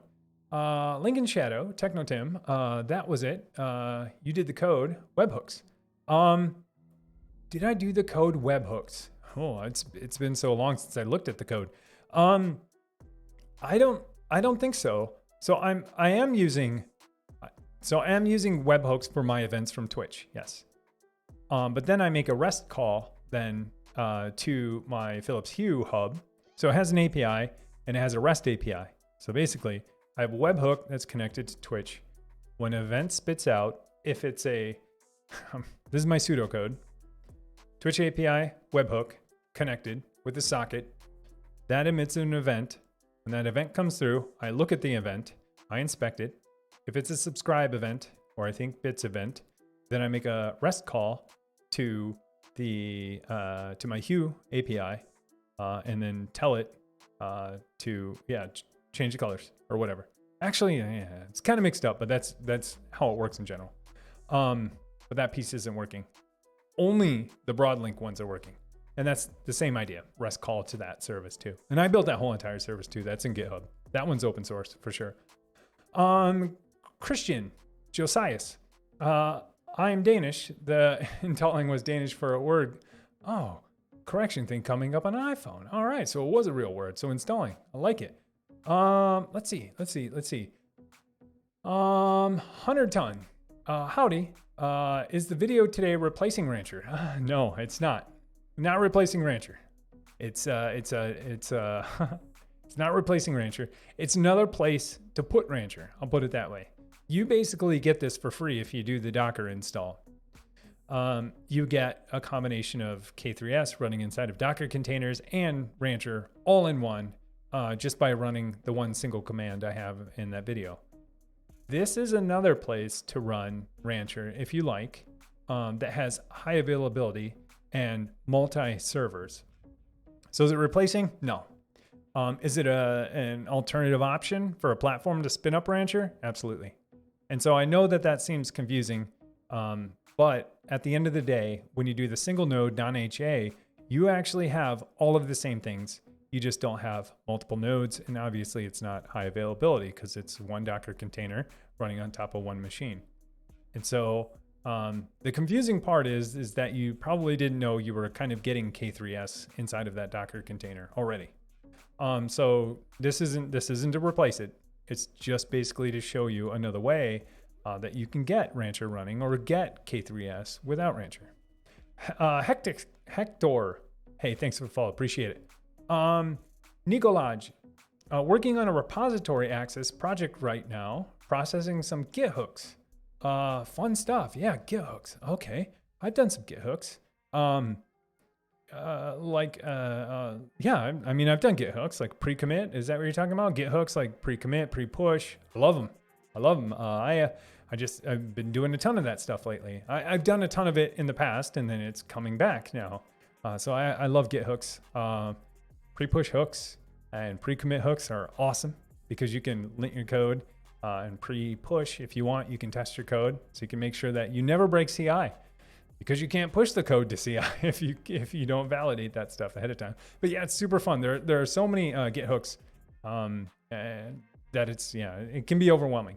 And so if you're doing anyways, I do a ton of JavaScript, and so I use Husky.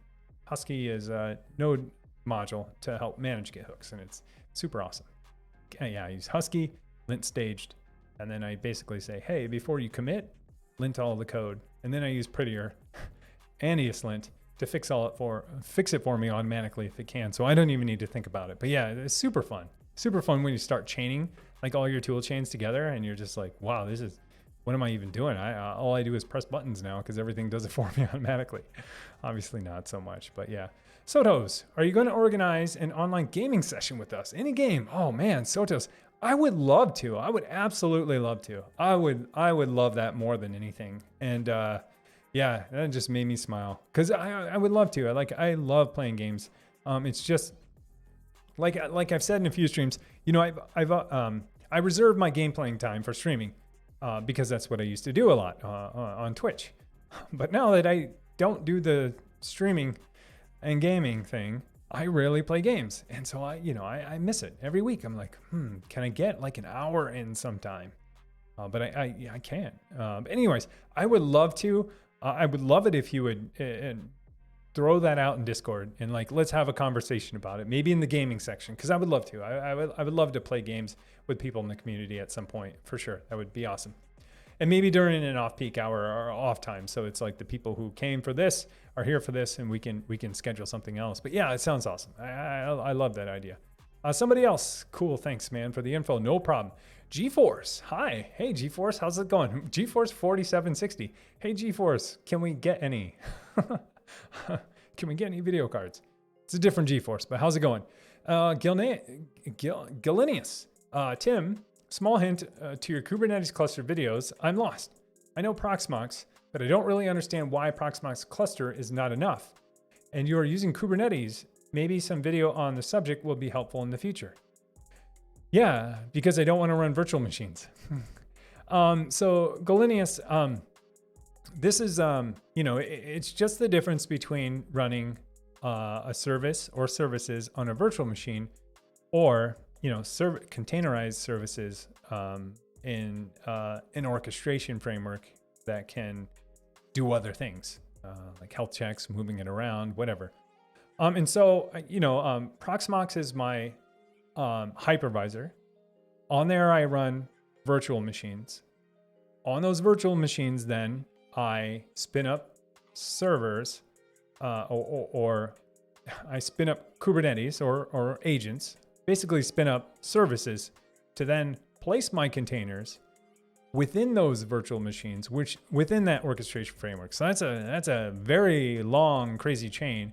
But what it does is it gives me a way to put my workloads, and when I say workloads, I just mean little tiny services, could be big services too, on top of virtual machines, on any virtual machines that Kubernetes chooses. I don't care, put it there and give me a way to route to it and make sure that it's alive. And make sure that it's not crashing, and make sure that that server, if it's not alive, you put it somewhere else. And so that's what Kubernetes does for you, among other things. And so, Proxmox is my hypervisor, and there I create virtual machines, but those virtual machines have different roles. Sometimes a virtual machine does one thing. Maybe it's a PiHole server. Maybe you're just like, nope, PiHole is going to be my virtual machine. But then other times, like what I did today with K3S, I say, no, this one virtual machine is going to do anything I want it to do for Kubernetes. And Kubernetes is going to figure out where to put that workload on all of my agents. So, if you think about it, it's kind of like, HA, Proxmox for virtual machines. Kubernetes is almost like that too, but for containers. And it's, it's probably a bad comparison, but if you're in the, Proxmox HA mind frame or lens, maybe that helps. And so, yeah, so hopefully that helps. Hopefully that helps. But yeah, that's basically all I'm doing is I'm saying, nope, I'm not going to create one virtual machine with that's dedicated to one service, or stack a bunch of services on a virtual machine to where they're physically installed and not containerized. Don't want to mess with that and think about dependencies and ports and config management and what happens when something needs a dependency that the other service didn't need, and I upgraded that dependency. Now it broke this service that I'm on, and now I'm in some crazy, state where I can't get back out of. I don't want any of that, and that's why I use containers. And because I want to use containers and have them spin up anywhere, and have Kubernetes figure out where to put them in routing and keep alives and restarting and all the other things, that's why I use Kubernetes. So anyways, that's kind of why I do it. GeForce, do you think it's worth it to learn Flutter? Yeah, good question. Yeah, I think so. So, this comes up every now and then. I'm a huge fan of React Native, and, Flutter and React Native are trying to do the same thing. So what are they trying to do? They're trying to give you a platform to develop, to cross-develop or develop mobile apps cross-platform and give you some native features at the same time. And so they have an API that says like, hey, when you instantiate a button, one of the simplest things, when you instantiate a button in code on Android, I'm going to create an Android button, and on iOS, I'm going to create an iOS button. And so they're both trying to accomplish the same thing. And so I won't talk about React Native that much because I'm a huge fan. But I think that they're both trying to accomplish the same thing, and that's, minimize your development effort and not have to not have to have developers who do just one role.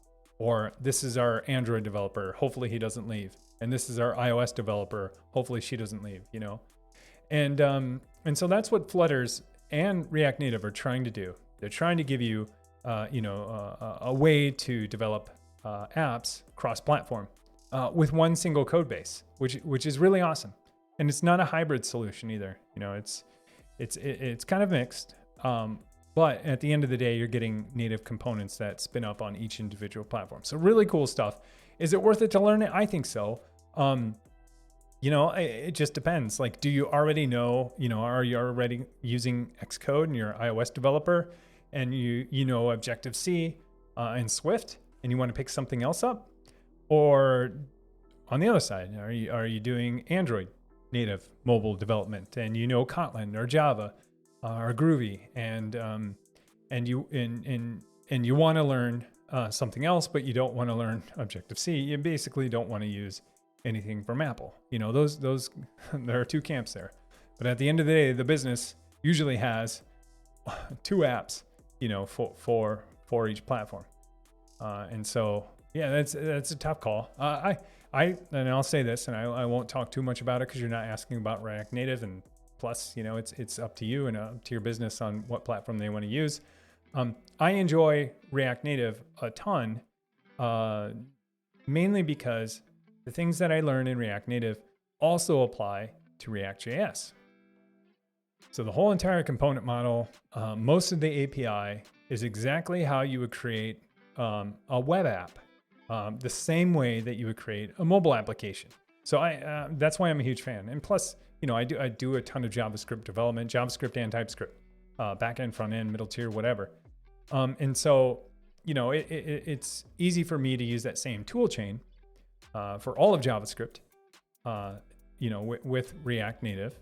And then on top of that, learning React Native or learning React teaches me how to use React or React Native for an entirely different platform.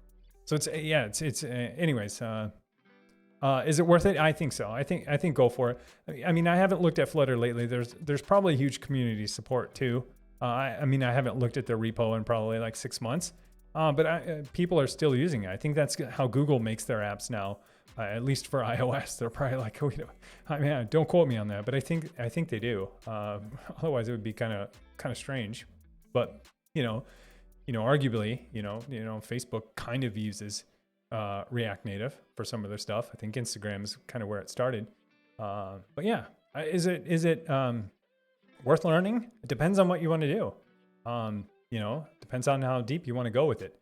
But I do think it's a valuable skill to pick up, especially if you know a company that's using it already, or if that's what you want to do. You want to write your own app, and you don't want to learn Objective-C on iOS or Swift on iOS, and you don't want to learn, plain old Java or Kotlin on Android, and you want to write an app once and have it run, write once, deploy many. It's a good solution. So, anyways. I could talk about that all day because it's kind of my day job. A lot of that stuff. Nuribo TV. Is there any reason you are using Kubernetes over Swarm? Because as far as I know, you can automatically load balance traffic in Swarm without any load balancer. In cloud, I know it is better to use their load balancer, but it's worth the struggle in local. Yeah, is there any reason I'm using Kubernetes over Swarm? Yeah, because I haven't met anyone yet who's using Swarm. And I say that kind of facetiously, but at the same time, I mean that wholeheartedly. I mean, I've worked for a couple large companies and startups, and not once have I ever seen them use Swarm internally. And that's not to say that no one uses it. I'm just saying that, I want to keep sharpening my skill in this, and I feel like I'm kind of okay at it. I think I'm kind of okay at it, and the things that I learn at home I apply to work, and vice versa. Things I learn at work I get to apply at home. And so for me, I would have to totally learn how to use Swarm. I've used Docker and Kubernetes for years now, and it's not to say I don't want to learn a new skill. It's just to say that I, personally don't know any companies I've heard of yet that are actually using it. And I'm not trying to put it down. If you use it at your work, totally fine, 100% okay. I'm just saying, like, I haven't worked for a company yet that's using it, or heard of a company yet that's using it that, is, I guess, in my area or in my sphere. Doesn't mean it's wrong. Doesn't mean there's anything wrong with it, And again, it's, how much do I want to take on? How much maintenance do I want to take on? Kind of what I was hinting at earlier, or said, I guess, very forwardly, is that, at the end of the day, the things you run at home, you're going to have to support. And so I agree that, product X or Swarm or Mesos or product Y and Z might have some nicer or easier ways to do things. But that's a whole nother, DLC that I don't understand. So domain specific language. I don't understand. I couldn't even tell you how to spin up anything in Swarm. I mean, I know Docker, I know Docker Compose. That's about it. And so anyways, so for me, it's easier for me to do Kubernetes at home because I have some experience with it. If you're doing Swarm at work and you want to do Swarm at home, yeah, absolutely. Go for it.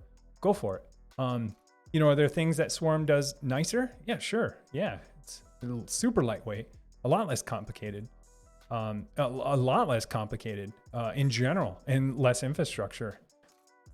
But at the end of the day, I think a lot of the world is using Kubernetes. So I'm kind of going down that path too. And we use it at work, and I've used it at other companies I've worked at. Every company I've worked at so far has used Kubernetes. And they've been using it for a while too. Will there be something in the future that replaces it? Yeah, maybe. Who knows? But at the same time, it's I don't know what else to say about it. And I don't mean to slam Swarm at all. That's not what it's about. And so I might have said that kind of facetiously and I definitely didn't mean it. I mean that I don't know, I haven't had any experience with it, and I don't have, I haven't worked for a company that's using it. In my circle of friends that I know that are in IT that work other places aren't using it either. And it's, again, not to slam it because it's a good product. Just like the world has just been gravitating towards Kubernetes. So it's hard to learn or do something else here that I have to support really different than everything else that's going on. Hope that answers your question. Nikolaj, Proxmox. I do not regret moving away from that for years. Oh man, oh why? Tell me more. Tell me more. Why did you switch? Yeah, man, tell me more. Cause I want to know. Like we all want to know. That's totally, yeah, tell us. Ginger, the guinea pig. All right, Ginger the guinea pig. Hello, human. Just stopping in to say hi. Hey, how are you doing? Oh man, I like it. Oh, Ginger the guinea pig, and you have these awesome emotes too. Anyways, we switched to manage Kubernetes on GCP. Okay, all right. So you went from this isn't necessarily a product switch. This is a capability switch. So I see what's going on there. So yeah, I mean that migration is going on, and that migration is being thought about by lots of companies everywhere. I mean, lots of people are probably asking themselves that same question, or in the middle of doing it, or thinking about it, or have done it, of moving from full virtual machines, for the right reasons, Hey, Gingerroot. Hey, thanks for the follow, or thanks for the sub. Appreciate it. Thank you. Prime sub. Thank you so much. Lights going too. Yeah. But a lot of people are making that decisions right now. And Kubernetes isn't the end all be all for everything. Absolutely, you still need virtual machines or physical machines for a lot of things. And so, but I think a lot of companies are going through that right now, just figuring out like what it means for them to explore or to do it, for sure. But you moved to manage Kubernetes and GCP. Yeah. Yeah, you totally were like, oh, we're not doing whatever self-hosted Proxmox stuff, and then maybe possibly running Kubernetes. We're putting in GCP managed there. Awesome. GKE, right? Google Kubernetes engine. Yeah, GKE. Gilneas. I want to say Gilneas all the time. I've played too much WoW in my life. Every time I see that combination of letters, I'm like, Gilneas. No, Galenius. Those Kubernetes Rancher, Kubernetes, other things, other inside and so on. It's a little confused. I'm lost there too. Yeah, I apologize. Hey, man, things are backwards. Mazin Dorong, thanks for the follow, appreciate it. And Gingerroot, thanks for the follow, appreciate it. Wow, sub before you follow. Thank you so much, appreciate it. I thought my alerts were backwards, but no, they're in order. Yeah, Galenius, I know. We need some kind of informative video which would explain it and also refer to your videos about Kubernetes stuff. Hey, yeah, there's plenty of information out there. Yeah, I'll see about it. I try not to do just high level, like, hey, here's how things work. I try to do videos on, here's what we're going to do today and give you how it works as it goes. So that's my shtick. Dreknet on production. How does a web server like Nginx with Docker compare to non-Docker performance-wise? Oh, wow. Let me get a drink. At the end of the day, they should perform the same. I mean, near same. Sorry, I have an itch. Near same. The only time you might see, I think, performance stuff, I mean, there might be microseconds. I'm not even talking about milliseconds. Microseconds for the networking piece, and maybe milliseconds for disk, but negligible, right? Because it's not virtualized, right? It's running on the host. It's just containerized. Lincoln Shadow. Some years ago, I worked on the radio, and we did have 16 servers on an ISP, 16 more on another ISP, in each site, and we did have load balance on those 16 servers to deliver audio to the users without stress. Did work like a charm. Windows servers and Windows Media servers at the time. Yeah, I always hear great things about, I think it was Windows Media Server and Coder Server. There's a lot of servers in the name. I always heard great things about it. Never anything bad, except for it was complicated or maybe licensing. But everyone, when I would hear it, when you're talking about broadcasting or streaming, when people were doing it themselves, I always heard good stuff about it. So yeah. Nikolaj, I forgot to add swaps to all production databases once. Suddenly server died. Killer. What are you doing? Yeah. Alex A. I keep wanting to say Alexa. Alex A. Hola. Looks like I made to a live session for once. Well, welcome. I'm glad you're here. First time. Thank you. Nikolaj, performance-wise, not much impact. Resource-wise, larger impact. Yep, we're right there with you. Yeah, for sure. Nikolaj, haha. We do Star Wars references too. All right. At home, I do Norse mythology. Nice. No route. Getting closer to the CH in, oh gosh, in Chende. I'm going to go with Enchende this time. Pronounced as the Scottish word loch. Okay, loch for lake, right? Alex, we get to still name the servers at work. Kind of fun. All right, that's what I'm talking about. Boom. I calmly lab insulin fart lab. I don't know what's going on there. Oh, you name your servers. Oh, that's fun. I like it. I like where we're getting there. We got tunes, Star Wars names, and others. Each server is fart 1, fart 2, etc. Oh, I love it. I hope you are serious. I want to see a screenshot. Screenshot in Discord, or it doesn't exist. It doesn't exist. I don't know. You might just get me to read it, but I like it. I hope it is. My router is named TNSR. Nice, like it. Evan Sizemore. Hey Tim, I've been looking to get on the home server game for a while now. What hardware should I be looking at with $1,000 budget? Yeah, that one's tough. This one's all over the place, right? And I don't mean your question. I mean the answers can be all over the place because it really depends on what you're going to run. So my question always back to people is like, what are you going to run in your home lab? You know, and then from there you can kind of decide on what your hardware requirements are. It depends, and I'll keep it brief. But you know, if you want to. For $1,000, you can do a lot of things with it. You could go and buy used enterprise gear, and that's going to give you a big bang for your buck. You're going to get lots of drive space. You're going to get lots of horsepower as far as CPUs, probably dual CPUs. You're going to get lots of RAM. You know, you can get a Dell R710, R720, you know, a couple hundred, depends on where you go. But maxed out, you know, whatever, hundreds of dollars, under the $1,000 mark for sure, with a lot left over. But you know, you're gonna have to decide, okay, are you gonna do rack mount stuff? You know, there's just so many decisions, you know, but it really depends on what you're gonna run and if you really wanna run it in a rack. Because the form factor plus your workloads are gonna dictate the rest of it.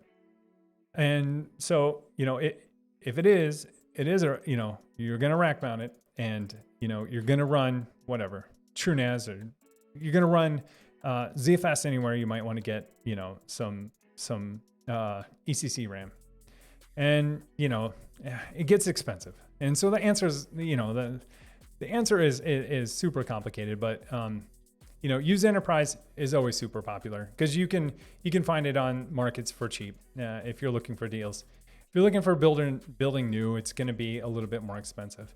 And I will say it's going to be expensive too if you're going to go with rack mount stuff. It's just there's a rack mount tax in there. You know, it gets expensive to have servers that are, you know, longer horizontal than a rack mount, just because whatever, they probably produce less, even though a lot of times it has some of the same components. Yeah, it depends. Let me know what you're thinking about running on it. I think that's a better question too, or help me to answer that question. Pizza Geek, we had a TV named Quasar when I was a kid. Oh, I like it. Landre, I started building a server with roughly that budget and went for, yeah, here you go. Went for dual E5 2680 V1s. Yeah, for sure. I'm right there with you. Yeah. And used enterprise gear is going to be absolutely a great entry. I won't even say entry level. Like, you're going to get a ton of horsepower and you're going to get a ton of capabilities. But you have to be ready for a couple things. One, you're going to have to be ready to get a rack or find space for it. And then two, you're going to have to be ready for power draw. And then three, you're going to have to be ready for the heat heat. Four, you're going to have to be ready for some noise. So those are things you're going to have to, you know, just accept if you're going to go the rack mount way, for sure. Alex, it's nice to name things of fun items, but with close to what it does. That's why I picked up Norse mythology. Like my Switch is named, oh gosh, Yigandrisel. That was terrible. Since it's the tree of life For my network. All right. Yeah, I'm right there with you. That's why I named my PiHole, Quasar, because a quasar is a type of black hole, and PiHole is a black hole for ads. I'm right there with you. I do the same thing. That's awesome. Thanks for sharing. Christian Josias, it runs VMware ESXi 6.7. I have a VM with Windows Server 2016 Essentials. Haven't heard that in a while. Nice. For PC backups and just for storage with my Windows Server 2019 standard for my Minecraft network. Awesome. Yeah. I forgot about Server Essentials and how nice it was to back up and restore Windows machines with it. It was super nice. Lazandre, for me, oh gosh, here we go again. Yggdrasil, the outward server that routes packets to each service. Nice, I like it. I like it. Lincoln Shadow, talk to me about it. Talk to me about it. Sometimes is absolute madness. Try to go easy, and most of the time does have to do with company politics. Okay, depends on your hierarchy and stuff, but you can tell them indirectly and softly. One advice, don't stress about it.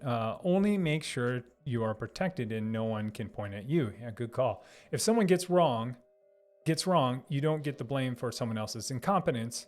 If the problem passes you, make sure you have emails telling you to deploy the stuff. Okay, so this is going back to how do you convince the company you work for, or how do you convince someone that what you're doing is important, and if they ignore it, it might come back to bite them. In this case, it was a security vulnerability. So I like it. I'll fix it soon. Yeah, for sure. Oh man, PC Geek. I don't blame DNS for a GPU PCI trailing error. I beg to differ. DNS is probably involved somehow. Yeah. Is Kenoff. Can you deploy applications on Helm with Ratcher? Yes, you can. Yes, you can for sure. Well, you just use kube control and Helm, but you use kube control. I'm sorry, you just use Helm. Yes, you can. Sorry, that was a mess. The answer is yes, because under the covers it's running Kubernetes. So you have to get Helm set up, but you can.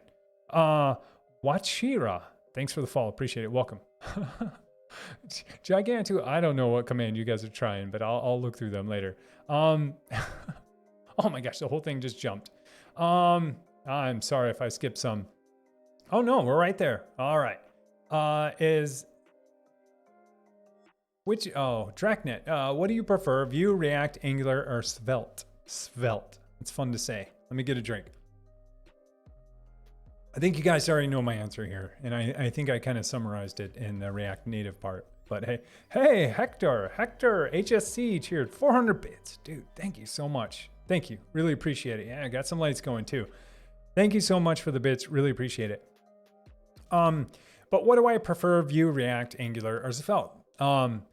First of all, thank you for asking the right question. And you phrased it, what do you prefer? And instead of saying what is better, because your question was asked properly. I'll say that because it all is a preference, right? What do you prefer?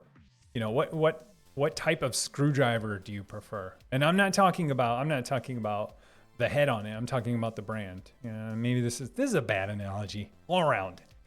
Or what type of bubbly water do you prefer, right? And so I would say the same thing with a lot of these that you've listed here. What do you prefer? Vue, React, Angular, and Svelte. And so they all have different things about them that are good, bad, better, worse. And they're all kind of trying to accomplish the same thing. Some do a little bit more than others. So all of that aside, what do I prefer? I'm a sucker for React, and I'm not gonna, I tell everyone that. I really enjoy React a ton, and I did Angular before. I've only done a tiny bit of Vue. It's Hello World Vue, and so I'm I was Angular for a while, and then I just kind of got over it, and then I jumped on React, and I enjoyed it ever since. And I've been on React for a long time, and I've been through there. I've been on React and doing stuff in React, throughout all of the changes from React, And so I really enjoy. I like the component model, the component lifecycle, even though a lot of those lifecycle things are going away, and hooks now, it kind of can be confusing, but I really enjoy it. All the stateless functional stuff you can do, And I don't know, I enjoy JSX syntax. And so I've been doing it for so long that it's, I'm pretty okay at it. And I enjoy it. And it's super performant. And you could say that about any of these Vue libraries now, right? There are, hey, the legends never die, cheered. Hey, thank you so much. A sysadmin here, been following your vids on YouTube, finally managed to catch you live. Keep up the good work. Hey, thank you so much. Sysadmin in the house. All right, thank you. Thank you for being here. I'm not a sysadmin, I just play one at home. So I really appreciate it. Thank you so much. Thanks for the bits and thanks for being here. Really appreciate it. Thank you. And welcome, first time. All right. So Draknit, so going back, so what do I prefer? Sorry, I was going way down the rabbit hole. So even analyzing the question you asked, which I think it was phrased nicely. I do prefer React. I enjoy it. I like it. And like I was saying earlier, that I pair that then with React Native. So now not only do I learn how to do stuff on the web with React, I also learn how to create native mobile applications using React.js. And plus, there's a huge community around React. Is there with Angular? Absolutely. Is there with Vue? Considerably smaller. Svelte, probably considerably smaller too. But just React and Angular just like dominating, and even React's more so than Angular. So I like it. I think it's fun. I think if you pick it up, front-end developers are in super high demand right now, and knowing React in general, oh my gosh. Like if you put that on your resume or put that on LinkedIn, be prepared to get a lot of recruiters coming after you. And I'm not saying that just to do it or because, that's where the market is right now. I just, it's popular for a reason, because it's changed the way that you create UIs for the web. And so, yeah, I think it's great. This sounds like a React love fest. So I apologize, but I think it's awesome. Let's see. This is a long name. Person, good, realistic, human. All right, I like it. There's a lot of positivity in there. Yes, myself equals, oh gosh, I can't even read the way that this is phrased. Not because of what you said, but myself equals you name yourself cool. You are what native is. Sorry. The way that this is phrased and broken up in my chat is kind of weird. So let me know what you're talking about. No route. The place that I work uses Swarm in production. Hey, I'm sorry. Like I'm again, not dogging on Swarm. I'm just saying and when I said that, I meant it wholeheartedly that I don't know anyone who uses Swarm. And I think laughing after it wasn't laughing because, sometimes I laugh when I get nervous. And so it wasn't laughing at people who use Swarm. It was just laughing because, I like right there, when I get nervous, I laugh. So anyways, but yeah, totally fine. Because again, I'll go back to, hey, you've already done the hard work of getting things into containers. And so that's half the battle right there. And then you're using an orchestration framework on top of that to orchestrate those containers. That's another part of the battle right there. So I think it's awesome work either way. Dr. CTL, there's a lot going on in there. Dr. Control, I'm going to go with that until you correct me. I use Swarm at home, then starting to use K8s at work. We'll go to K8s at home later, but Swarm's good enough for most things right now. 100% agree. And so you have experience in both. And so yeah, for sure. Mazen Dong, hiya, how's it going? Failure whale. There's a lot of whales in there. Oh, failure whale. Hello, Tim. Hey, how's it going? Dana Malicious. I'm working on a lithium ion battery management system for a Cube satellite. Oh my gosh, this is awesome. I don't know anything about that at all, but it sounds interesting. Isenkov. Iskenov. Hello, Tim. Do you have experience with Helm? And greetings from Germany. Hey, how's it going? Greetings from the United States. I have limited experience with Helm. So I do. I've used it before. It's installed on this machine right here. And I've deployed workloads using Helm. Admittedly, I am just copying and pasting documentation. And I'm not blindly doing it. I'm obviously understanding what it's going to do. But am I a Helm expert? No. But have I used it before? Absolutely. Yeah, it's super nice. I compare it to almost like a Docker Compose, right? Where you could spin up, multiple things, all within YAML or all within a manifest. You can define multiple things, services, images, ports, all of that stuff, and deploy it. And so that's how I think of it in my head. Maybe that's not the best analogy, but that's how I think of it in my head. Helm chart to me is like how I used to do stuff in Docker Compose. It's the way to get multiple pods and services and deployments up and going. But yeah, it's great. I have no complaints. Like I said, used it a tiny bit, spun up a few charts, but it's great at what it does. Dana Malicious.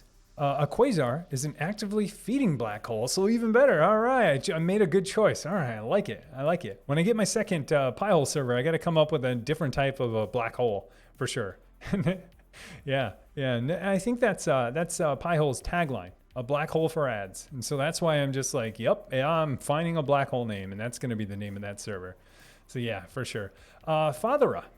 Hi, Tim. Want to stop by and say thank you for your videos. Hey, no problem at all. Thanks for stopping in and making it all the way over here.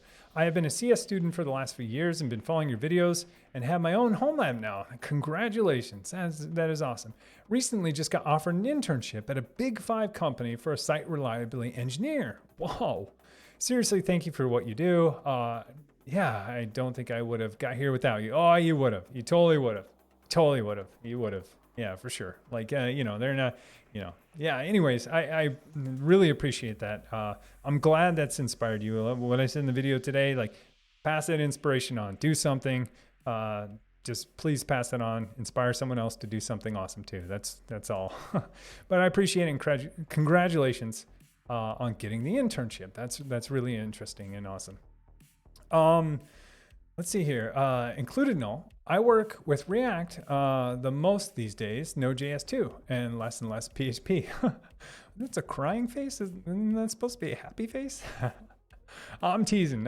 You know, if you're a front-end developer, the trolls for PHP are never ending. At least it was in our group of friends. But I think less PHP is usually a good thing. I think you have the wrong emote there. I'm teasing.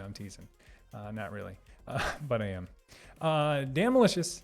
Blazar is a quasar where the jet's pointing directly at you. That could be the good next PiHole name. I like it because it sounds the same too. Blazar. I like Blazar better. I should have named mine Blazar. Yeah, I thought quasar. I thought in quasar the stream of light is getting shot out in both directions, and so you never hopefully a black hole within I don't know 100 light years. That doesn't happen to us because we'll just get wiped out. But anyways, I like it. Blazar absolutely going to be my second PiHole server as soon as I figure out PiHole HA. We'll see. But I like it. Yeah, thank you so much. Concluded null. The sad face is because I love PHP so much, but use it less and less at work. All right, I was teasing you. I knew you hit the right button. But yeah, that's unfortunate. I know how it is. I would feel the same way if one day at work they were like, we're gonna do Angular. I'd be like, oh, don't get me wrong. As you feel with PHP, I would just be like, yeah, I want to do React, So I totally understand where you're coming from. And it is sad when the place you work does something else and you just gotta kind of do it. And then if you want to do that thing and stay in the loop with the whole ecosystem, then you got to do it on your own. Been there. But yeah, I totally agree. And I'm sorry. I wish you could do more PHP at work. I can't believe I just said that. But I wish you could do. Teasing. Not really. But I am. No route. I like PHP. Oh, man. Oh, watch out. He's got your back. I like PHP. It's the only language I sort of know. I'm just teasing. Yeah. And hey, that's totally fine. I won't hold it against you. Sorry. It just, for some reason, it just comes out because this was, we'd always tease our friends about this stuff at lunch. Sci-fi Jeep guy, government budget, another active black hole. GOV budget, another. Oh, I see what you mean. I was like, what? What is the acronym? Oh, gotcha. Totally.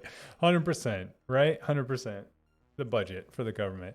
Included null, a lot of our backend is still PHP.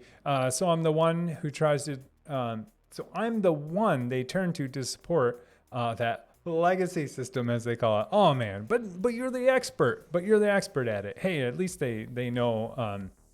They know, that's a little job security to know. They're like, hey, included null, he used to help that. We can't get rid of that guy. I'm just teasing. But yeah, I know what you mean. I would feel the same way if, like I was saying, like if the place I worked at was like, we're doing Angular now, and we did Angular for a while, and there was leftover React stuff, then they'd be like, hey, Tim, go fix the React stuff. I'd just be like, go fix the legacy React stuff. I'd be like, who are you talking to? Oh, I'm kidding. But I know how you feel. CNP Dev. Hey, thanks for the follow. Appreciate it. Welcome. Hey guys. I caught up on comments. I'm kind of on time too for another thing I have to do. So I think it's a good time to do a couple things. One, invite you to our Discord server. We have a Discord server full of lots of people who are interested in tech and code and home labs and networking and security and all types of stuff, even games. We have a game channel too. I'm obviously interested in them too. So we have a Discord server. I absolutely, thank you.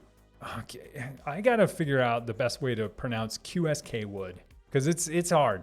Is it ask or is it quick? Let me know on how to the best way to pronounce your name. But thank you for the Discord invite. I encourage you to join if you're interested. A lot of lurkers in there. You're absolutely free to lurk. There's a lot of cool things that we talk about. A lot of active help by a lot of community members. A lot of the people you see in here are also members there. So I'd love for you to join. If not, no pressure.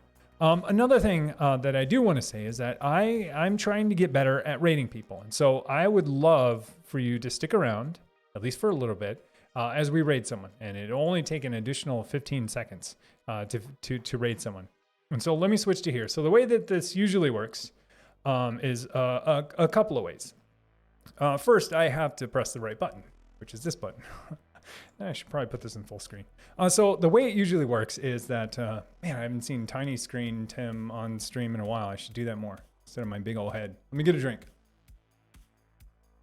So the way I usually do it is I try to find someone that the algorithm is recommending to me. And then I have another layer or another input, which is someone I haven't rated at all yet. And then on top of that, it's someone who's actually active doing something. So not like, some 24/7 thing that's just running and there's no one there. And then from there, I just kind of go, and then I don't do company streams either, just because they don't need help. Because sometimes you'll see, Microsoft, we see Newegg in here, obviously great companies, but they have their own audience built up, and I'd love to just send you guys over to a channel that looks interesting to you. So I'm gonna Caskwood. All right, Caskwood sounds nice. All right, wait, Caskwood. Wait, Caskwood. Oh, instead of QSK Wood. All right, I like Caskwood. Caskwood. We're going with that until he corrects me. There we go. That's there we go. So yeah, absolutely. You just nailed it. So then that was my third input was, hey, out of those three requirements, who do you guys think? And I think Sci-Fi Jeep Guy just said, Robbie Tech is a good channel. So, okay, you guys know how to raid. If you don't, the only thing that really happens is I'm going to send all you guys over to that channel. Before I do, I'm going to actually just paste some stuff into chat. You're absolutely, they're doing a collab with Newegg? Is this what's going on? They are. Yeah. I'm not going to do that only because they're getting free. Don't get me wrong. Robbie Tech probably pretty awesome and, built up a large community. Otherwise Newegg wouldn't be there. But they're probably promoting a stream right now. And I want to pass this on to someone who's not getting promoted by a large company. So yeah, sponsored. Thank you so much. Good call. Next up. So we have Pone College. We got Sele Chill, and Mabas Games. Yeah. And then obviously not that guy, Techno Tim guy. We're not going to do that. While we're deciding, I'm going to post some of the things that you can use if you want to into their chat. Otherwise, you can just say hey and just do whatever or lurk or whatever. It's totally fine. So what do you guys want to do? Pone College on computer systems security, cybersecurity. It looks like 7-day FPS jam day 2. So game jam. It looks like game development part 747. Whoa.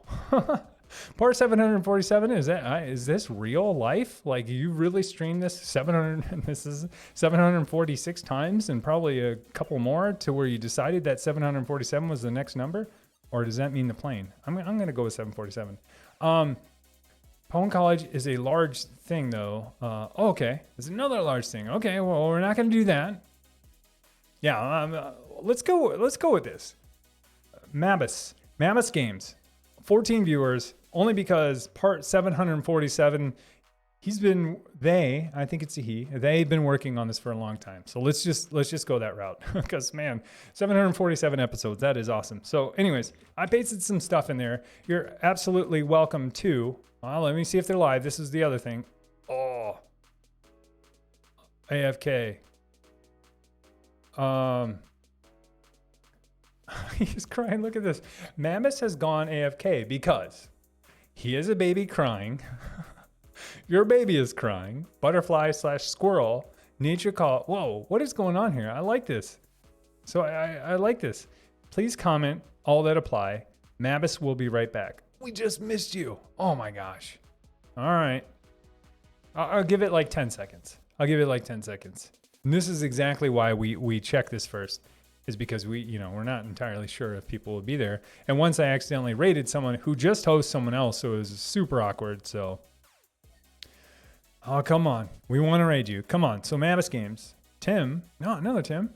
Morosky, game developer and owner of Mabus Games LLC, creator of the Red Falcon run bi-weekly cash prize gaming tournament of player skill. All right.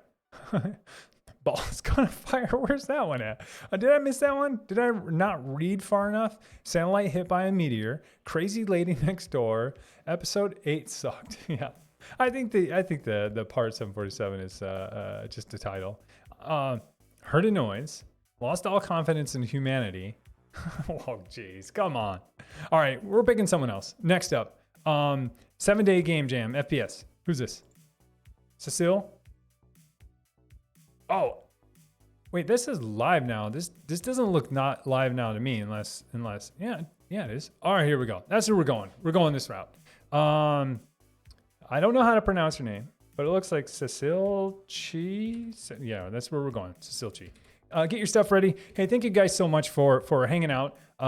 Thank you for everything today. Thank you for the follows, for the bits, for being here, for subs, for gifted subs. Like I 100% appreciate that, and all of it goes back into making things better, or some of it I donate and goes into making other people's lives better. So I really appreciate it. Thank you so much. I will see you guys on Tuesday, and again, can't thank you guys enough. Thank you so much. As always, yeah, be good to each other for sure. We're gonna raid her. It's starting in 10 seconds. Hey, sub right at the end. Real quick, it's Curtis 7015. Thanks for the sub. Really appreciate it. We are going to raid. I don't know how to pronounce her name, but here we go. Thank you guys. Take care.